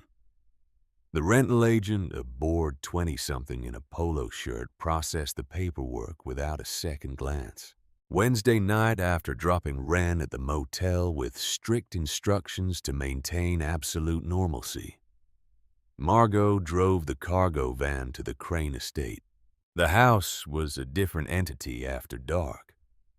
The boarded windows transformed the structure into a sealed monolith, black against the marginally less black sky, emitting no light and reflecting none. The oak trees flanking the driveway formed a canopy overhead that blocked even the faint ambient glow of distant coastal towns. Margot killed the headlights 200 yards from the house and navigated the remaining distance by parking lights alone. She backed the van to within 15 feet of the rear basement entrance, a bulkhead door that she had broken open during her initial renovation work and never bothered to re-secure. She ran the halogen work light on its generator, keeping the beam aimed downward into the basement to minimize any visible glow from the road. Then she began carrying gold. Each bar weighed between 20 and 25 pounds. She could carry 2 at a time, one in each hand, moving slowly up the narrow wooden stairs across the dirt floor of the bulkhead entrance and into the cargo area of the van.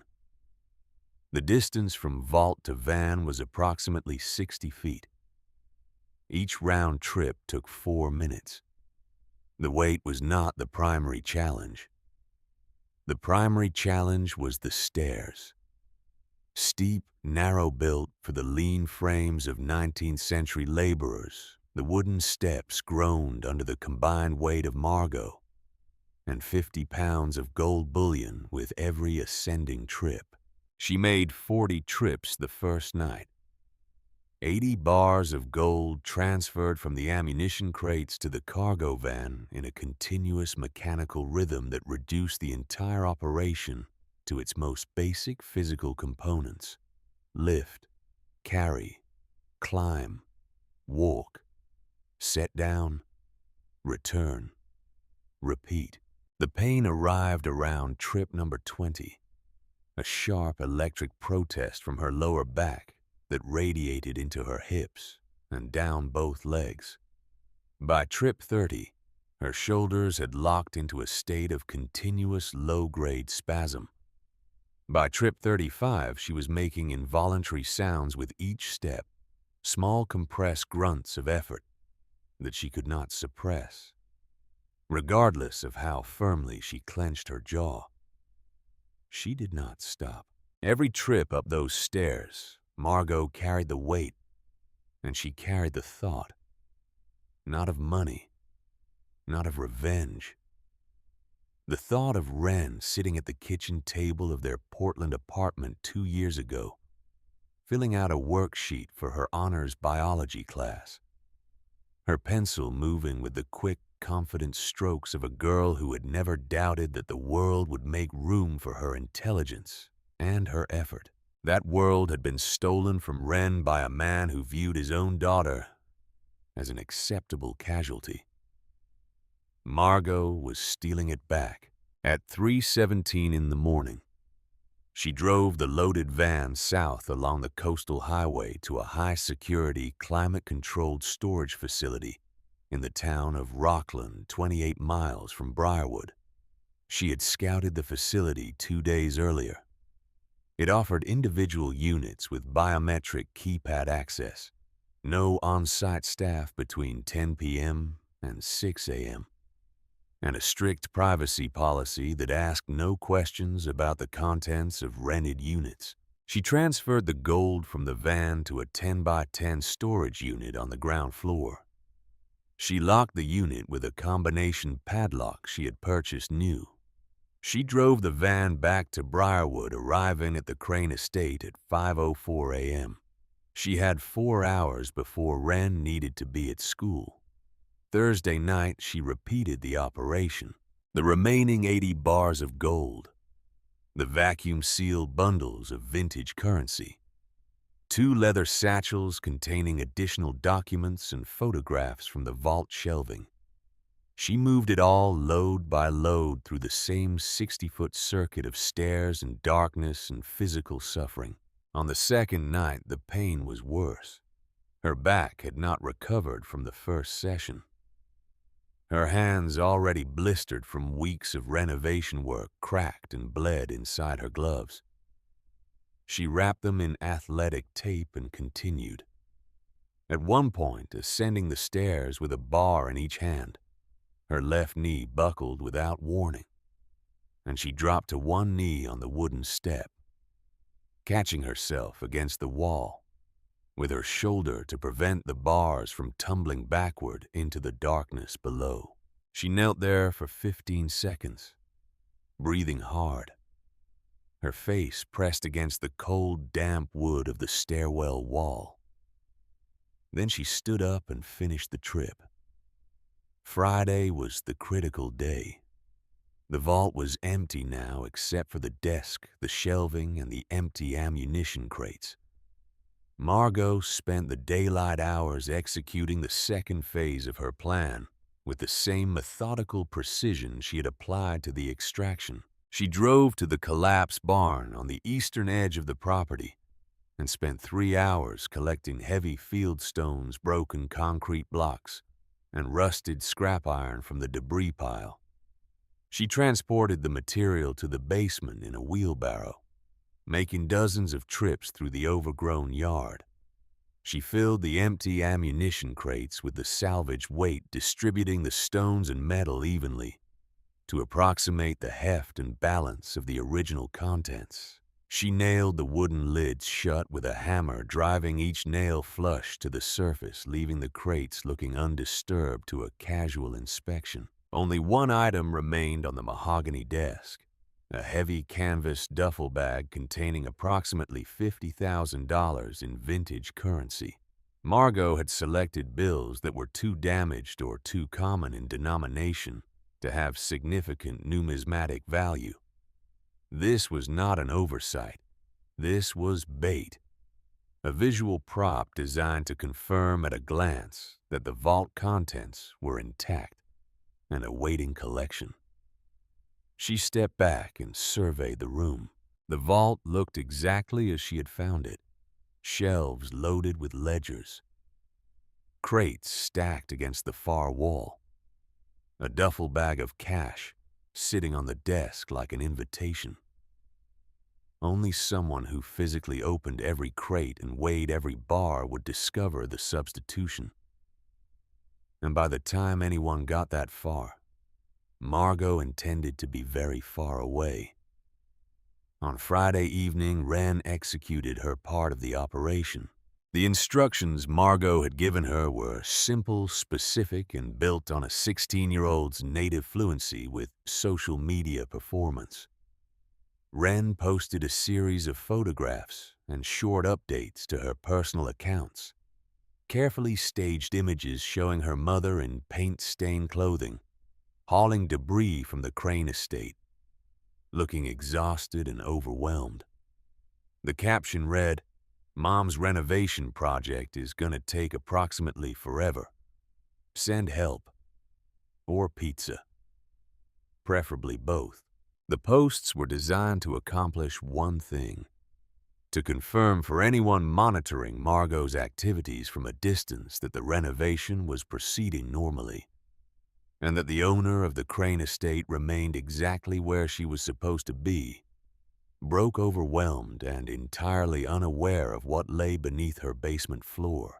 Wren performed the task without complaint, but that evening after the posts were live and the phones were charging, the conflict that had been building between mother and daughter since the vault was open finally broke the surface.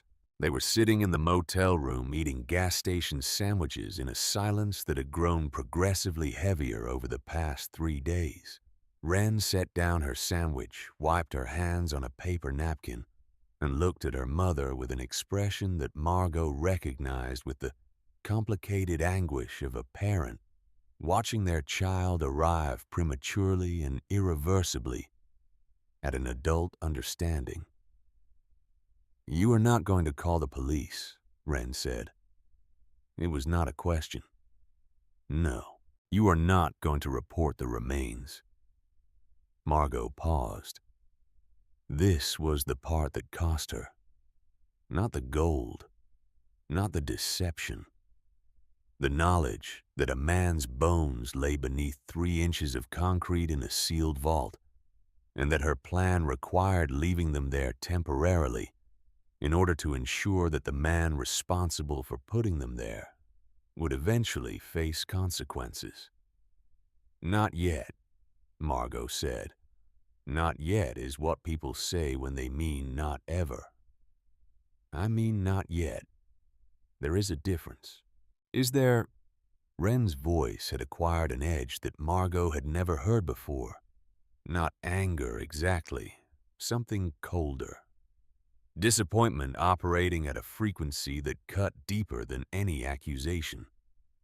"Because from where I am sitting, you found a dead man's body and a dead man's money.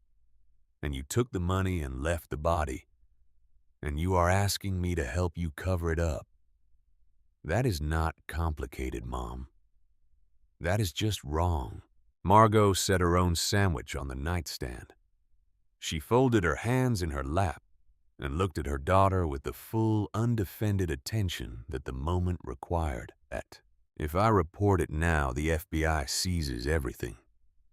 The gold, the documents, the house. We get nothing. Your father gets nothing. But your father also faces no consequences because technically he has not committed any crime yet. He has not broken into the vault. He has not taken the gold. He has not done anything except divorce his wife and mismanage his finances, which is not a federal offense. So I need him to come for it. I need him to break into this house, enter that vault, and attempt to take possession of stolen federal assets. That is a federal crime. Multiple federal crimes. And when he does it, I need the evidence to be airtight. The gold has to appear untouched. The vault has to look undisturbed. And the remains of Edmund Crane have to be exactly where Richard Hollis buried them 70 years ago. Because that connects Garrison to a conspiracy that spans 3 generations of his family." Wren stared at her mother for a long time, You are setting a trap. I am setting a trap. Using yourself as bait. Using the house as bait. Using the gold as bait. Using everything your father expects to find exactly where he expects to find it. And the dead man just stays in the ground while you play chess. Margot closed her eyes briefly. When she opened them, her voice was quieter. Edmund Crane has been in that ground for 70 years, Wren. Another week will not change his story, but it will change ours. Wren picked up her sandwich. She took a bite, chewed slowly, and swallowed. When she spoke again, the edge in her voice had not disappeared, but it had been joined by something else. A reluctant, pragmatic acceptance that coexisted with her disapproval. Without canceling it out, you are starting to think like him, you know. Like Dad. Setting traps, moving pieces, deciding that the ends justify the means. The words hit Margot in a place she had not adequately defended. She felt them land, absorb, and settle into a stratum of self-awareness that she would carry forward through every remaining decision. Maybe, she said. But your father set his trap to take from people who could not defend themselves. I am setting mine to stop him. That is what everyone says. Yes, it is. They finished their sandwiches in silence. Outside, a truck downshifted on the coastal highway. The ice machine at the end of the corridor dispensed its hourly offering. Saturday morning, Margot drove to the Crane estate for what she anticipated would be a routine day of cosmetic work on the first floor. She was stripping wallpaper from the hallway when Wren called. Wren had been dropped at the Briarwood Public Library 2 hours earlier, ostensibly to work on her history project. In reality, she was conducting the secondary research operation that Margot had requested, digging deeper into the public records connecting the Hollis family to the Crane estate, and constructing a documented timeline that could eventually serve as evidence. But the phone call was not about historical records. Mom. Wren's voice was tight, compressed in the way it got when she was managing fear with precision. I am in the parking lot of the library. Victor Ashford's silver Range Rover just drove past the house. He slowed down in front of the driveway and then kept going. That is the 3rd time this week. Margot felt the temperature of her blood drop. Are you sure it was his vehicle? Vanity plate, a SH-DEV. It is his company name. He is not being subtle about it. Margot's mind, which had been operating in renovation mode, switched instantly to a different register. Ashford was watching the house, which meant Ashford was reporting to Garrison, which meant Garrison knew exactly how the renovation was progressing and was calibrating his timeline accordingly. Come home, Margot said. Normal route. Do not look at the house when you pass. That afternoon, while Wren stayed at the motel, Margot conducted a systematic inspection of the Crane estate's exterior. She checked every surface, every junction box, every accessible cavity where a device could be concealed. She found it 40 minutes into her search, mounted inside the electrical meter housing on the north side of the building, positioned with a clear sightline to both the front driveway and the rear bulkhead entrance. A wireless surveillance camera. Small, battery-powered, commercially available, the kind sold by home security companies for monitoring vacation properties. It had been installed recently. The mounting bracket still had fresh drill dust on its edges. The device had been placed before Margot purchased the property, or in the narrow window between the auction and her first visit. Someone had been watching her from day one. Margot did not remove the camera. Removing it would alert whoever was monitoring the feed that she had discovered the surveillance. Instead, she noted its angle of coverage and calculated the blind spots. The rear of the property beyond the collapsed barn was outside its field of view. The bulkhead entrance was partially visible, but could be approached from the east side of the house without detection if she stayed close to the foundation wall. She had been moving gold through the bulkhead for 3 nights. If the camera had captured any of that activity, Garrison already knew. But the social media posts Wren had created showed Margot hauling renovation debris at all hours. A woman carrying heavy objects in and out of a basement during a renovation was not by itself suspicious, unless someone was specifically looking for it. Margot drove back to the motel and spent the evening re-examining every element of her plan through the lens of this new information. The camera changed nothing about what she had already accomplished.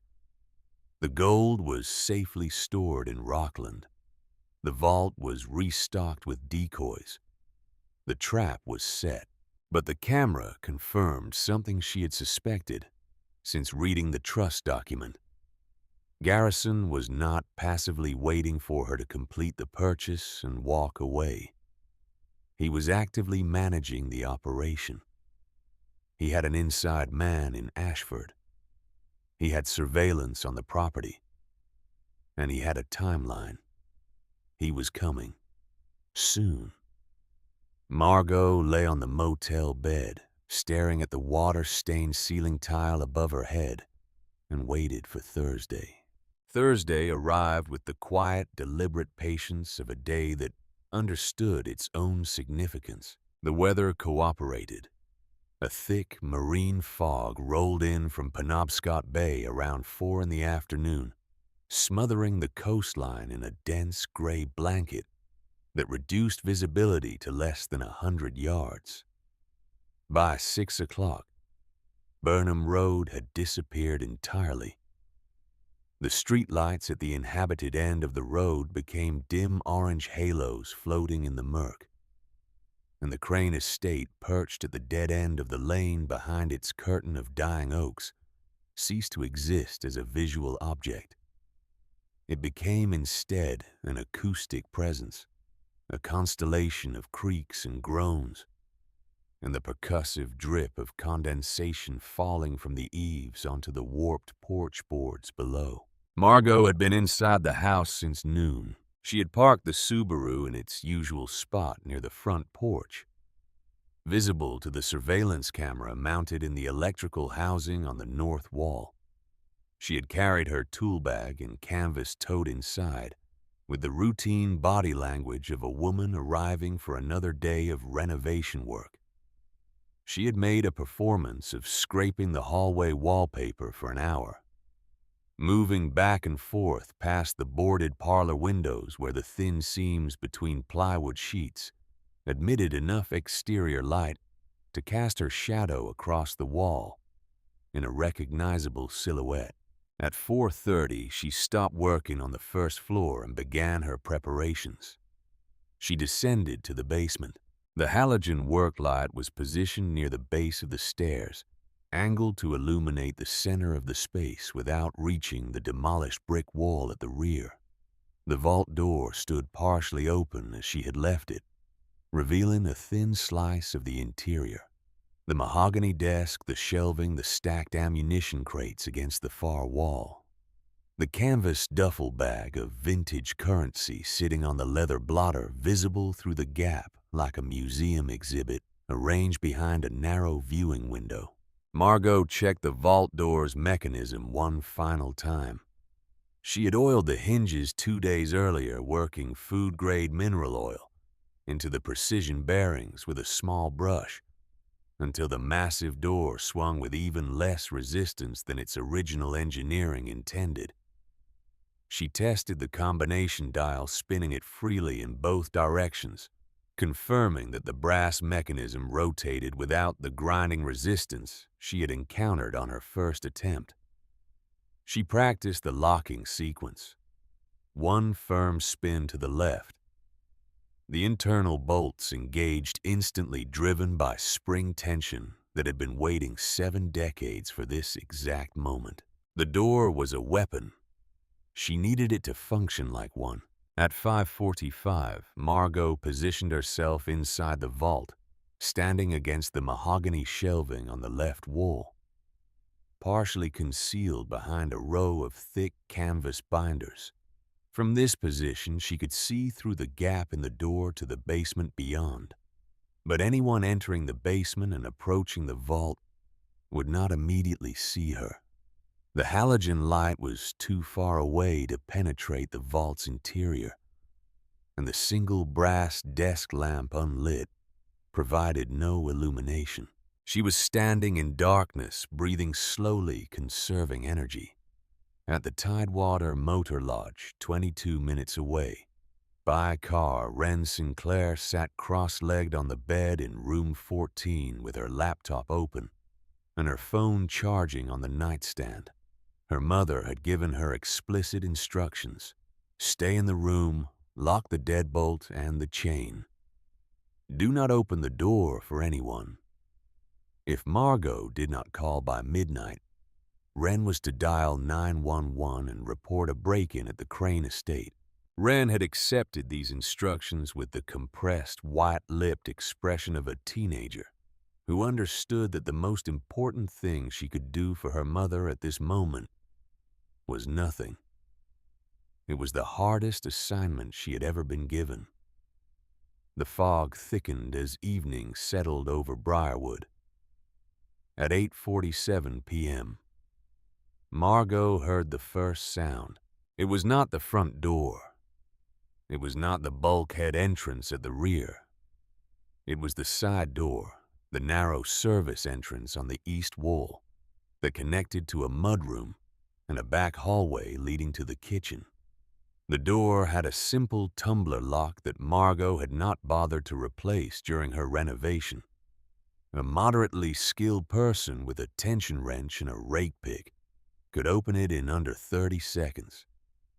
It opened in 12. The hinges protested softly. A brief, metallic whine that lasted less than a second before the door was eased shut with careful, deliberate pressure. Then footsteps, 2 sets, heavy, purposeful, moving through the mudroom and into the back hallway with the confidence of men who had studied the layout of the house in advance. They had studied it. Of course they had. They had the original blueprints. They had the surveillance feed. They had 70 years of family knowledge about the property and its hidden architecture. The footsteps paused in the kitchen. A flashlight beam swept across the ceiling above Margot's head, its diffused glow filtering through the gaps between the first-floor boards and the basement joists. She heard the low murmur of a male voice, indistinct but familiar in its cadence and inflection. A second voice responded deeper, more clipped. Then they found the basement stairs. The first man descended with the measured tread of someone who expected the stairs to be treacherous and was prepared for each step to announce his presence. He moved slowly, testing each plank before committing his weight, his flashlight beam preceding him down the narrow stairwell like a luminous probe. The second man followed at a 3-step interval, heavier, less cautious, his boots striking the wooden treads with the blunt authority of a man accustomed to occupying space without apology. The beams of 2 military-grade tactical flashlights cut through the basement darkness like white-hot wires sweeping across the fieldstone walls. The iron boiler, the support columns before converging on the demolished brick wall, and the olive-green steel door standing partially open behind it. Garrison Hollis stepped into the halogen light. He looked almost exactly as Margot remembered him. 40 years old, lean and angular, with the sharp cheekbones and narrow jaw that had made him handsome in his 20s and predatory in his 40s. His dark hair was cut shorter than she had last seen it, and he had grown a neatly trimmed beard that did nothing to soften the calculating geometry of his face. He was wearing a dark canvas work jacket, black cargo pants, and heavy-soled tactical boots. Over his right shoulder hung a large, empty duffel bag.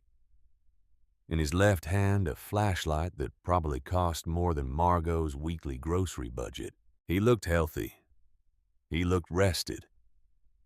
He looked like a man who had spent the past 6 months sleeping soundly while the woman he had systematically destroyed scraped wallpaper and carried gold in the dark. Victor Ashford followed 3 steps behind.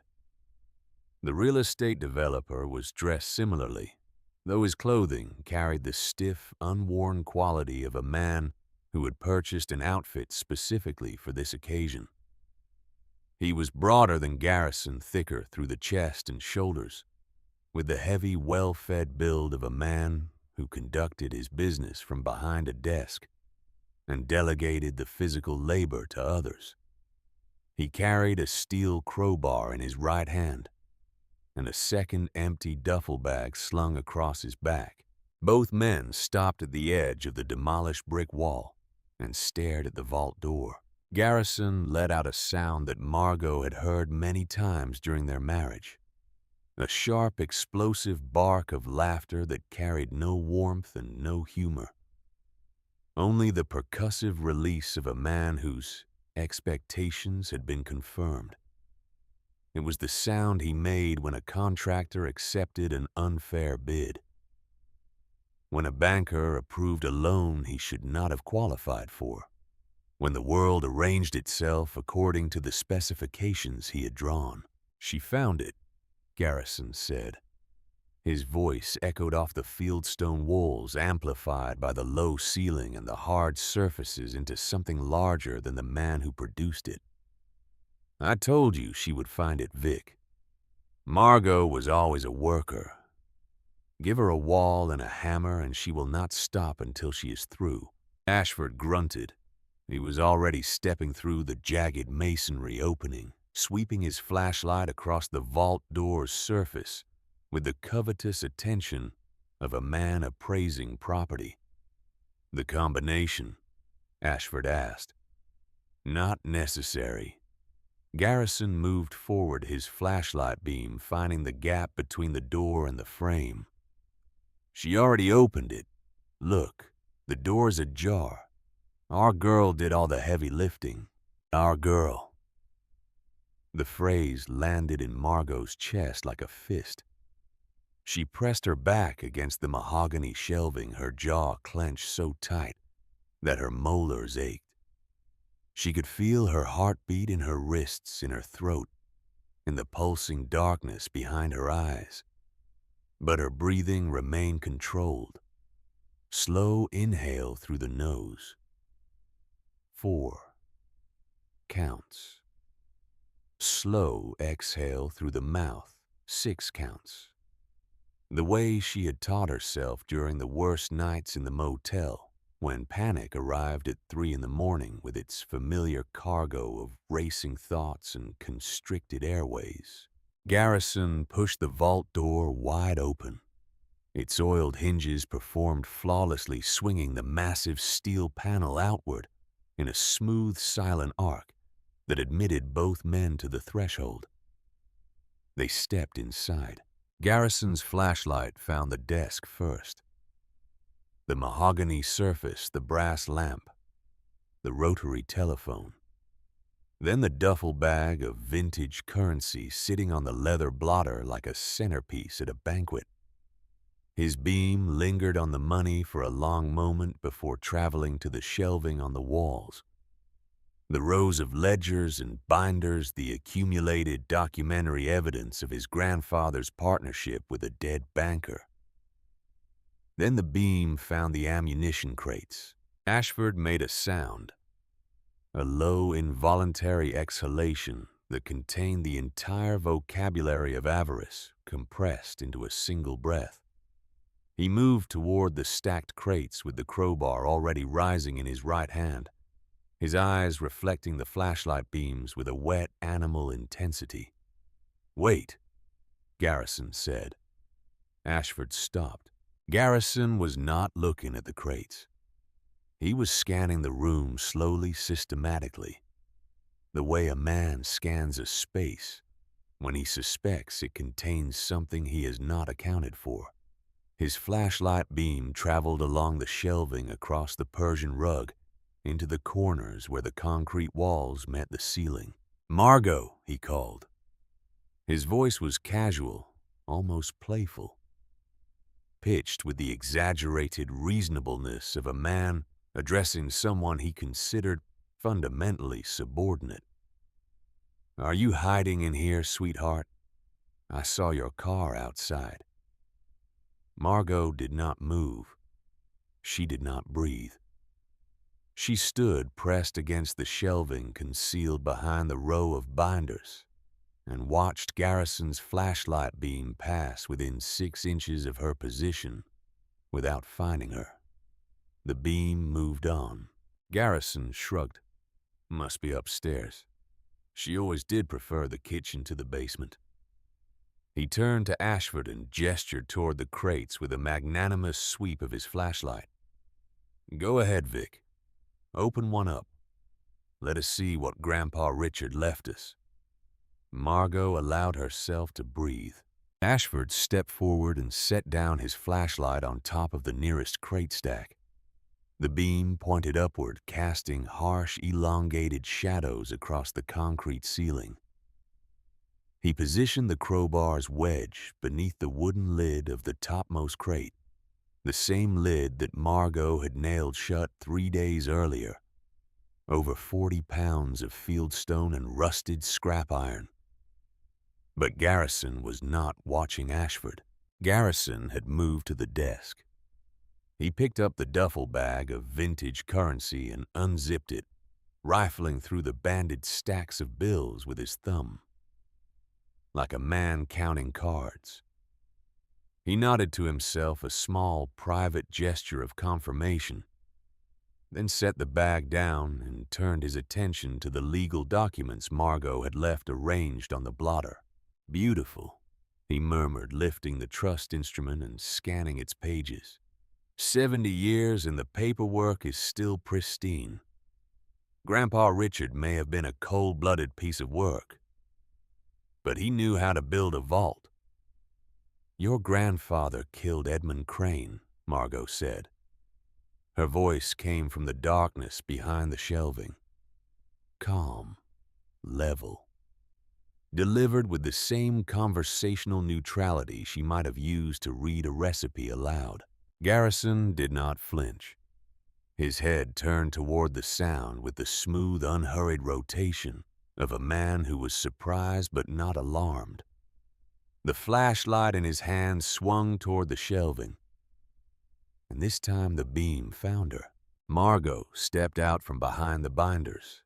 She stood in the full glare of the flashlight, her arms at her sides, her face composed. She was wearing the same paint-stained work clothes she had worn every day for the past 3 weeks. Her hair was pulled back. Her hands were wrapped in athletic tape over the healing blisters. She looked exactly like what Garrison expected her to look like. A woman who had been working beyond her capacity for too long.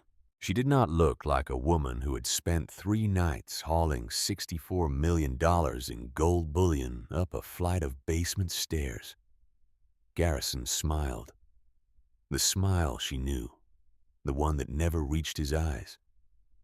"There she is," he said softly. "My industrious little baker. I knew you were down here somewhere. You never could resist a locked door." "Richard Hollis murdered Edmund Crane in the winter of 1954, Margot continued as if he had not spoken. "He buried the body in the floor of this vault. There are human remains beneath the concrete on the left side of the room, 3 feet down. Your grandfather did not just steal the gold Garrison. He killed his partner to keep it. Garrison's smile did not waver, but something behind it shifted. A recalculation. The faintest contraction around his eyes, the involuntary response of a man processing new information and determining its impact on his position. That is ancient history, he said. It is an open federal homicide investigation. It is a 70-year-old missing persons case that nobody has thought about since Kennedy was president. Edmund Crane is a footnote, Margot, a paragraph in a local history book that nobody reads. Garrison set the trust document back on the desk and turned to face her fully. What matters is what is in those crates. And what matters more is the legal framework that puts it in my hands. Your hands. Margot let the words sit. The trust says the claimant is the spouse who makes the purchase. That is me, not you. Garrison laughed. It was not the sharp, explosive bark from earlier. It was quieter, more intimate, the private amusement of a man who believed he was explaining something obvious to someone incapable of understanding it. Margot, sweetheart, you are the delivery mechanism. You are the legal fiction that satisfies the trust conditions. Do you think I spent 2 years engineering your bankruptcy because I wanted you to keep the gold? He shook his head slowly, the way he used to shake it when she questioned a financial decision during their marriage. Patient, condescending, absolute. I sank your catering business. I forged your name on $400,000 in debt instruments. I timed the divorce proceedings to coincide with the foreclosure cycle on this property. I paid Ashford here $15,000 to attend the auction and ensure no competing bids disrupted the purchase price. Ashford, still holding the crowbar above the ammunition crate, glanced over his shoulder with an expression that suggested he had not anticipated Garrison narrating the conspiracy with this degree of explicit detail.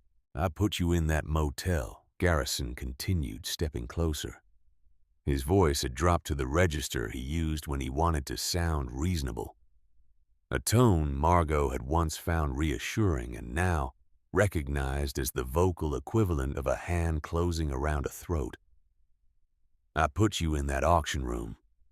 I put you in this basement. Every step you took for the past 6 months was on a path I built. You were standing inside my grandfather's vault because I needed you here. And now that you have served your purpose, you are going to step aside while we load this van and disappear. Margot looked at him. She looked at the man she had married at 24. The man she had built a business alongside, raised a daughter with, shared a bed with for 12 years. She looked at him and searched one final time for any residual fragment of the person she had once believed him to be. The contractor who brought her coffee on job sites. The father who carried Wren on his shoulders at the county fair. The husband who told her on their 10th anniversary that she was the strongest person he had ever known. There was nothing left. Whatever those moments had been genuine or performed, they existed now only as evidence in the case she was building against him. Data points in a pattern of manipulation that extended back not months or years, but generations. You ruined me, Margot said. Her voice did not crack. It did not waver. It carried the weight of the statement with the structural integrity of a load-bearing wall. You destroyed my business. You stole my savings. You left your daughter living in a motel room. And you did it because your grandfather killed a man and buried him in a basement. and the only way to collect the payment was to find someone desperate enough to dig. Do not moralize at me, Margot. It is unbecoming. It is not a moral judgment, Garrison. It is a sequence of facts. I am reciting them for clarity. Ashford cleared his throat. The crowbar was still positioned under the lid of the top crate. "Can we move this along?" he said. His voice was tight, impatient, stripped of the urbane smoothness he had deployed at the auction. "The fog will not last forever. I want to be off the property before midnight." "Open it," Garrison said without taking his eyes off Margot. Ashford drove the crowbar down. The lid splintered upward with a violent crack that filled the vault like a gunshot. Wood fragments flew. The steel clasps snapped free. The lid clattered to the concrete floor. Ashford aimed his flashlight into the crate. The silence that followed was total. It lasted 3 seconds. 3 seconds during which Victor Ashford stared into a crate filled with fieldstone, broken concrete, and rusted scrap iron, and his brain attempted to reconcile what his eyes were reporting with what his greed had guaranteed he would find. Then he made a sound. Not a word. A sound. The raw, involuntary vocalization of a man whose central nervous system has just processed a catastrophic revision to its operating assumptions. It was something between a grunt and a gasp, and it contained within its single syllable the complete collapse of every expectation he had carried into this basement. "What the hell is this?" Ashford whispered. Garrison finally broke eye contact with Margot. He turned and looked at the open crate. His flashlight beam illuminated the rocks and metal, casting harsh shadows across the rough surfaces. For the first time since he had entered the vault, his face changed. The composure fractured. The calculated smoothness of his expression dissolved into something raw and uncontrolled. The facial architecture of a man watching a building he designed collapse in real time. "Open another one," Garrison said. His voice was different now. Higher. Faster. The carefully modulated register replaced by something urgent and unstable. Ashford attacked the second crate. The crowbar tore through the wooden lid with desperate, violent force. Rocks, iron, concrete dust. The third crate. Ashford was sweating now. His face flushed, his movements erratic. He ripped the lid free and plunged his hand inside, throwing stones onto the concrete floor, where they landed with heavy, dull impacts that echoed through the vault like a countdown. "Where is it?" Garrison spun toward Margot. The flashlight beam hit her face at full intensity, and for the first time she could see his eyes clearly. They were wild. Not with anger, though anger was coming. With something more primal. Fear. The specific, acute fear of a man who has wagered everything on a certainty and watched that certainty evaporate. "Where's the gold, Margot?" Margot took a slow, measured step backward toward the vault door. "There is no gold, Garrison. Do not play games with me." His voice cracked on the last word. He stepped toward her, closing the distance between them to 6 feet. Behind him, Ashford was tearing into a fourth crate with the crowbar, the sound of splintering wood filling the vault in rhythmic, frantic bursts. "I am not playing anything," Margot said. She took another step backward. Her right hand hanging at her side was 4 feet from the edge of the vault door. "I found the vault. I read the trust. I read your grandfather's journal. I read the entry where Edmund Crane wrote that Richard Hollis was measuring the basement for a tomb. She took another step, 3 feet from the door, and I made a decision. Garrison lunged. It was not a calculated movement. It was the instinctive, graceless lunge of a man whose rational mind had been overwhelmed by the animal urgency of a collapsing scheme. He reached for her arm, his fingers closing on empty air as Margot pivoted sideways through the vault doorway with a speed that her aching body should not have been capable of producing but did. Because the human nervous system, when properly motivated by weeks of preparation and a lifetime of underestimation, is capable of extraordinary things. She cleared the threshold. Her left hand found the edge of the vault door. Her right hand found the horizontal locking handle on the exterior face. She pulled the door with everything she had, with every pound of force her exhausted arms and shredded back could generate with the accumulated fury of 6 months of financial destruction and 12 years of marriage to a man who had never once seen her as anything more than a useful mechanism. The door swung shut. The hinges, oiled to perfection 2 days earlier, delivered the massive steel panel to its frame with frictionless precision. The door closed not with the theatrical slam of a movie vault, but with something more definitive. A deep, resonant compression of air, followed by the absolute hermetic contact of steel against steel. A sound that was not loud, but was final, in a way that loudness could never achieve.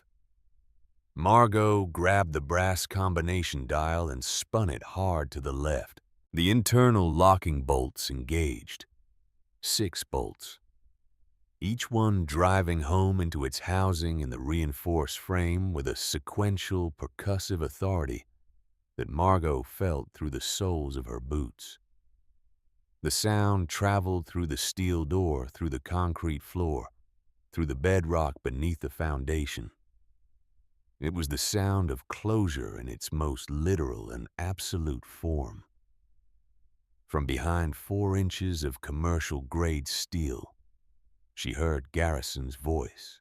It was muffled almost to the point of inaudibility, the vault's soundproofing reducing his fury to a distant, rhythmic pulsation, like a heartbeat heard through a thick wall.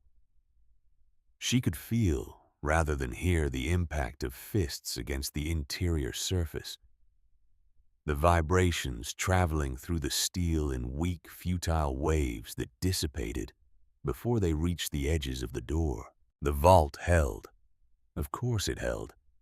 Edmund Crane had built it to withstand federal investigators, professional safecrackers, and the passage of decades. 2 men pounding on the interior with their bare hands were not even a structural consideration. Margot leaned against the cold steel. She pressed both palms flat against the surface and stood there breathing for 90 seconds. The adrenaline that had carried her through the past 4 minutes began to metabolize, leaving behind a trembling, hollow exhaustion that started in her hands and radiated through her entire body. Her knees softened. Her vision blurred momentarily. She locked her legs and waited for the wave to pass. It passed. She straightened up and walked to the corner of the basement where she had stashed a small canvas bag behind the iron boiler that morning.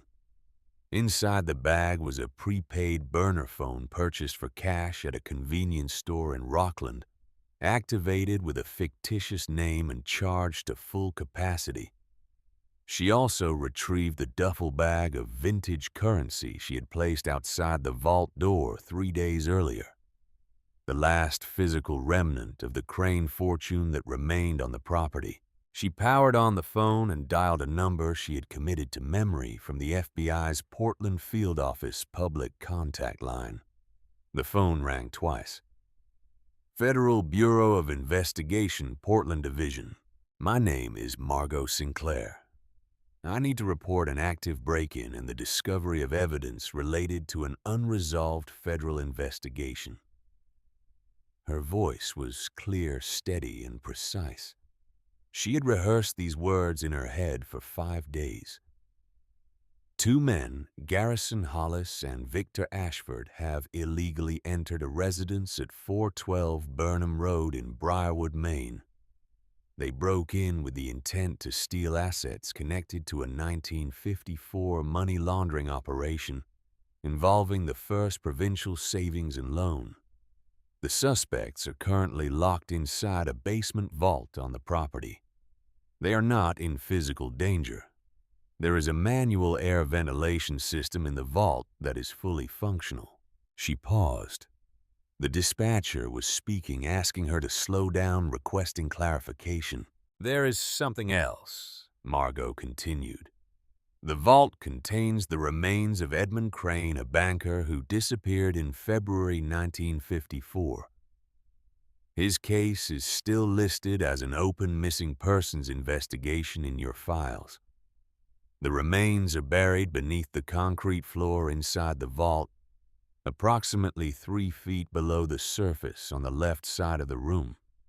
He was killed by his business partner, Richard Hollis, who is the paternal grandfather of one of the 2 suspects currently locked inside. She gave the dispatcher the property address, her phone number, and her name a second time for confirmation. I will be available for a full statement, Margot said, but I will not be at the property when your agents arrive. She ended the call. She powered off the phone, removed the battery, and placed both components back in the canvas bag. She picked up the duffel bag of vintage currency, slung it over her shoulder, and climbed the basement stairs for the last time. The first floor of the Crane estate was dark and silent.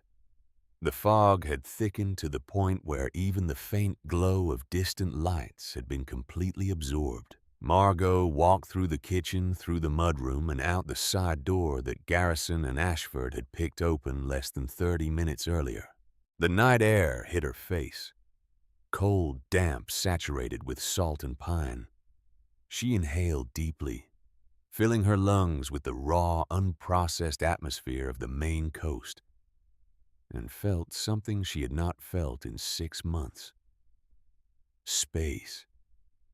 The physical sensation of standing in open air without a ceiling pressing down on her life. She walked to the Subaru, placed the duffel bag in the cargo area, and drove away from the Crane estate with her headlights off until she reached the paved section of Burnham Road.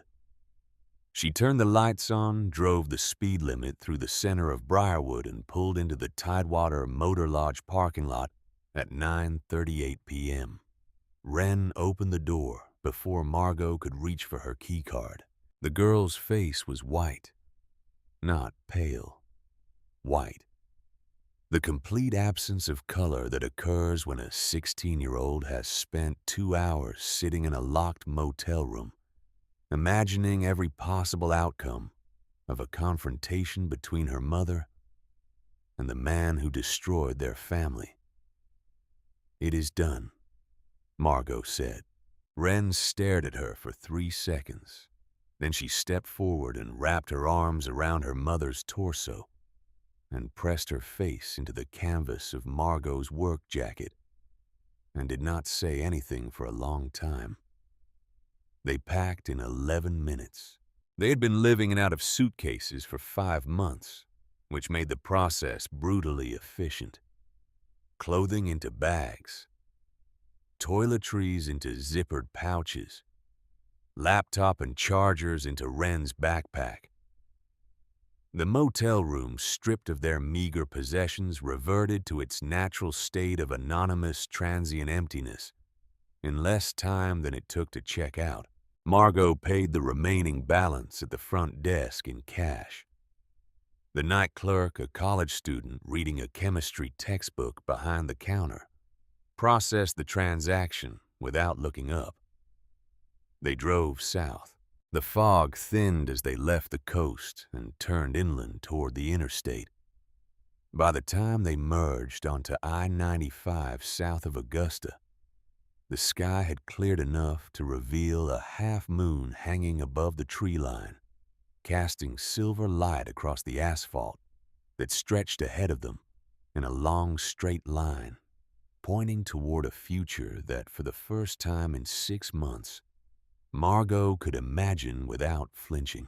Wren fell asleep somewhere south of Portland, her head resting against the passenger window, her breathing slow and even. Margot drove in silence, both hands on the wheel watching the highway markers count down the miles with mechanical precision. She did not turn on the radio.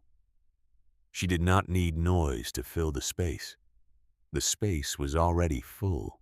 Federal agents arrived at the Crane estate at 6:14 the following morning. The tactical entry team from the Portland field office came equipped with industrial cutting tools and breaching equipment sufficient to penetrate the vault door by force if necessary.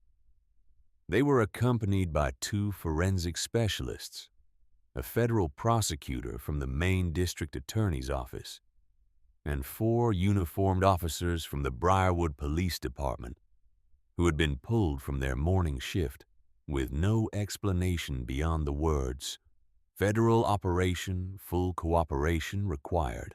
The agents found the property exactly as Margot had described it. The side door unlocked.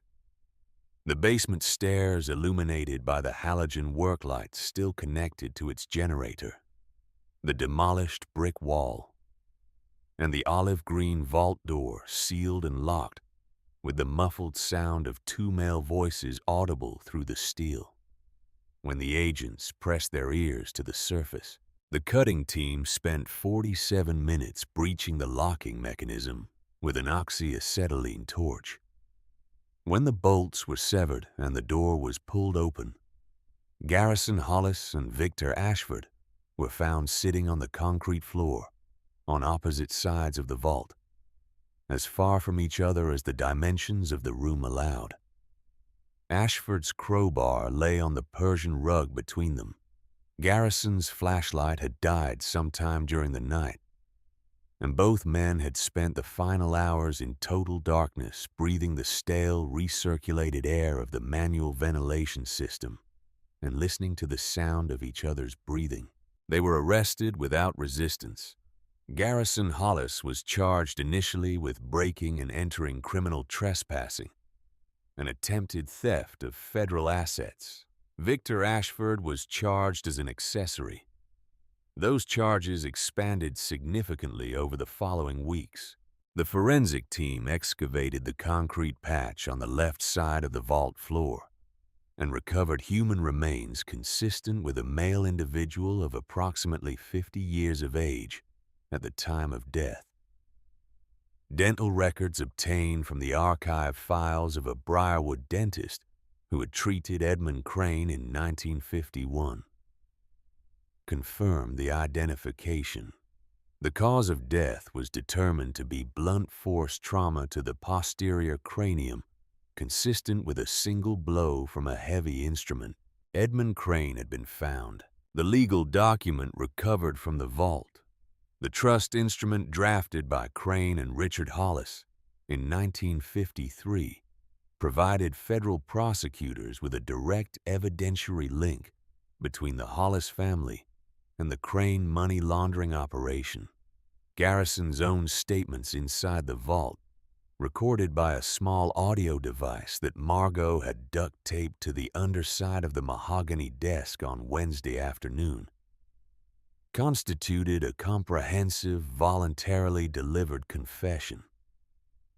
On the recording, Garrison described in explicit detail the forgery of his ex-wife's financial documents, the deliberate destruction of her business, the payment to Victor Ashford to suppress competing bids at the auction, and the multi-generational conspiracy to recover the hidden assets. The recording ran 14 minutes. Every word was admissible. The federal prosecutor added charges of conspiracy to commit wire fraud, bank fraud, identity theft, obstruction of justice in connection with the concealment of evidence related to a federal homicide investigation, and conspiracy to launder monetary instruments. Victor Ashford, whose real estate dealings in Briarwood attracted their own line of federal inquiry once investigators began examining his financial records, was charged with conspiracy accessory to fraud and obstruction. Neither man posted bail. The gold presented a more complex legal question, but the answer from the federal perspective was surprisingly simple. The ammunition crates recovered from the vault contained rocks and scrap metal. The ledgers documented financial transactions, but did not specify the current location of any physical assets. The vintage currency in the vault amounted to approximately $50,000 in damaged bills, whose provenance could not be conclusively established. Edmund Crane's journal referenced gold in abstract terms, but provided no inventory, no serial numbers, no verifiable documentation of quantity or location. In the absence of physical evidence that gold bullion had ever been present in the vault, there was nothing for the federal government to seize. The FBI interviewed Margot Sinclair twice. Once by phone 10 days after the arrests and once in person at a neutral location in Boston 3 weeks later. She provided a complete and truthful account of her discovery of the vault, the trust document, and the human remains. She described her ex-husband's arrival at the property, his armed associate, his explicit confession of financial crimes, and her decision to lock both men inside the vault and contact federal authorities. She did not mention gold. The agents did not ask about gold. The case file, when it was eventually compiled and submitted to the federal court, described the Crane vault as containing financial documents, a small quantity of vintage currency, and human remains. The prosecution's theory of the case centered on Garrison Hollis's conspiracy to recover assets from an illegal money laundering operation by systematically destroying his ex-wife's financial independence and manipulating her into purchasing the property. The assets in question were described as proceeds of criminal activity believed to have been dispersed or consumed prior to 1954. Margot Sinclair was listed in the case file as a cooperating witness. Nothing more. Nothing less. 6 months passed. The town of Briarwood processed the Crane estate scandal with the digestive efficiency of a small community accustomed to absorbing its own dark history. The house was condemned by the county building inspector 2 weeks after the FBI completed its forensic work. A demolition crew from Bangor reduced the 3-story Victorian to a flat expanse of cleared earth in a single November afternoon, working with the focused haste of men who had heard the stories and preferred to complete the job before sundown. The massive iron boiler was hauled away by a scrap metal dealer. The oak trees, dead for years, were felled and chipped. By December, the property at 412 Burnham Road was an empty lot, indistinguishable from the dozens of other vacant parcels that dotted the Briarwood landscape. In the spring, the town's garden club planted a community garden on the site. Raised beds filled with tomatoes, basil, and sunflowers occupied the ground where a ruined house had once stood. Children from the elementary school visited on Fridays to water the plants and pull weeds. Nobody told them what had been buried beneath the soil they were cultivating. Some histories are better left underground. Edmund Crane was laid to rest in the Briarwood Municipal Cemetery on a gray afternoon in late October. The service was attended by a minister, a funeral director, and a single elderly woman who identified herself as the granddaughter of a family that Edmund Crane had foreclosed on in 1947. She did not explain why she had come. She stood at the graveside in a long wool coat, watched the casket descend, and left without speaking to anyone. Garrison Hollis pleaded guilty to 11 federal charges in a plea agreement that avoided a public trial.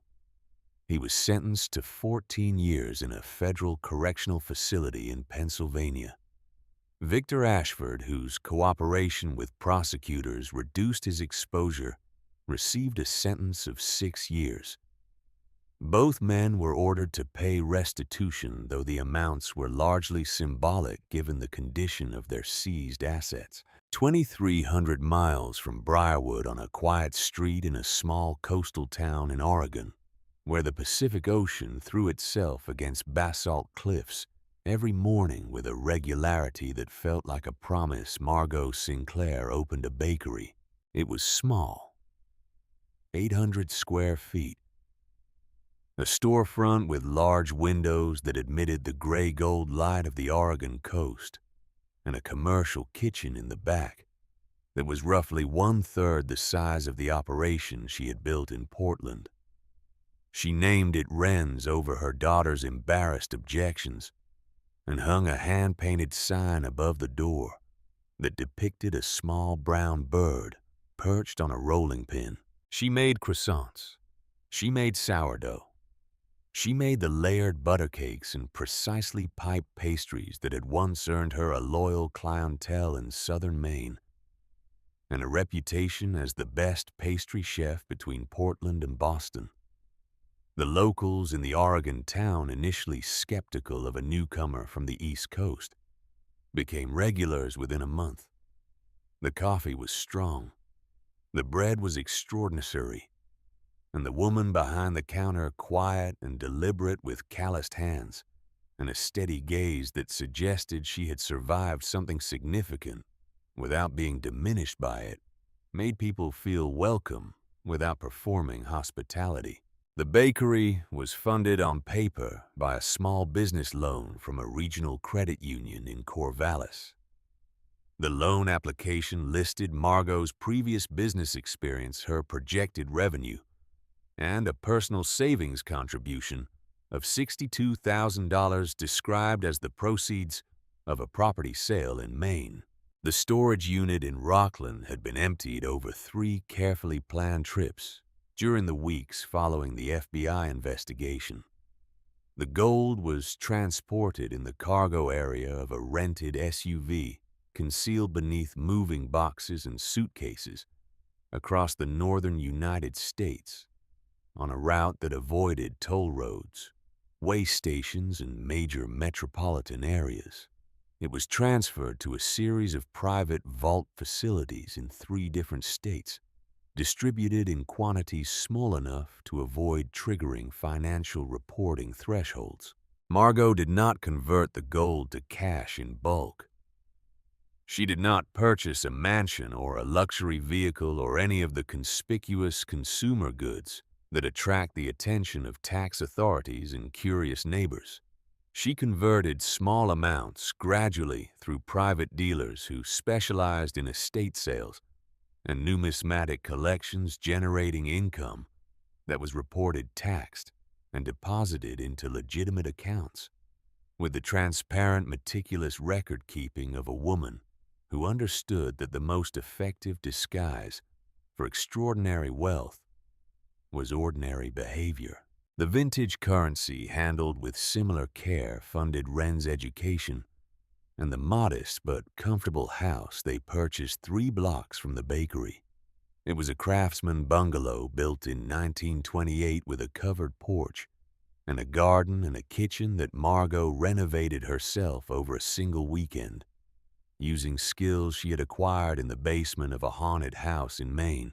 On a Tuesday morning in April, 6 months and 9 days after the night in the vault, Wren Sinclair came through the back door of the bakery holding an envelope. Margot was standing at the stainless steel prep table rolling croissant dough in the precise mechanical rhythm that her hands performed without conscious direction after 20 years of practice.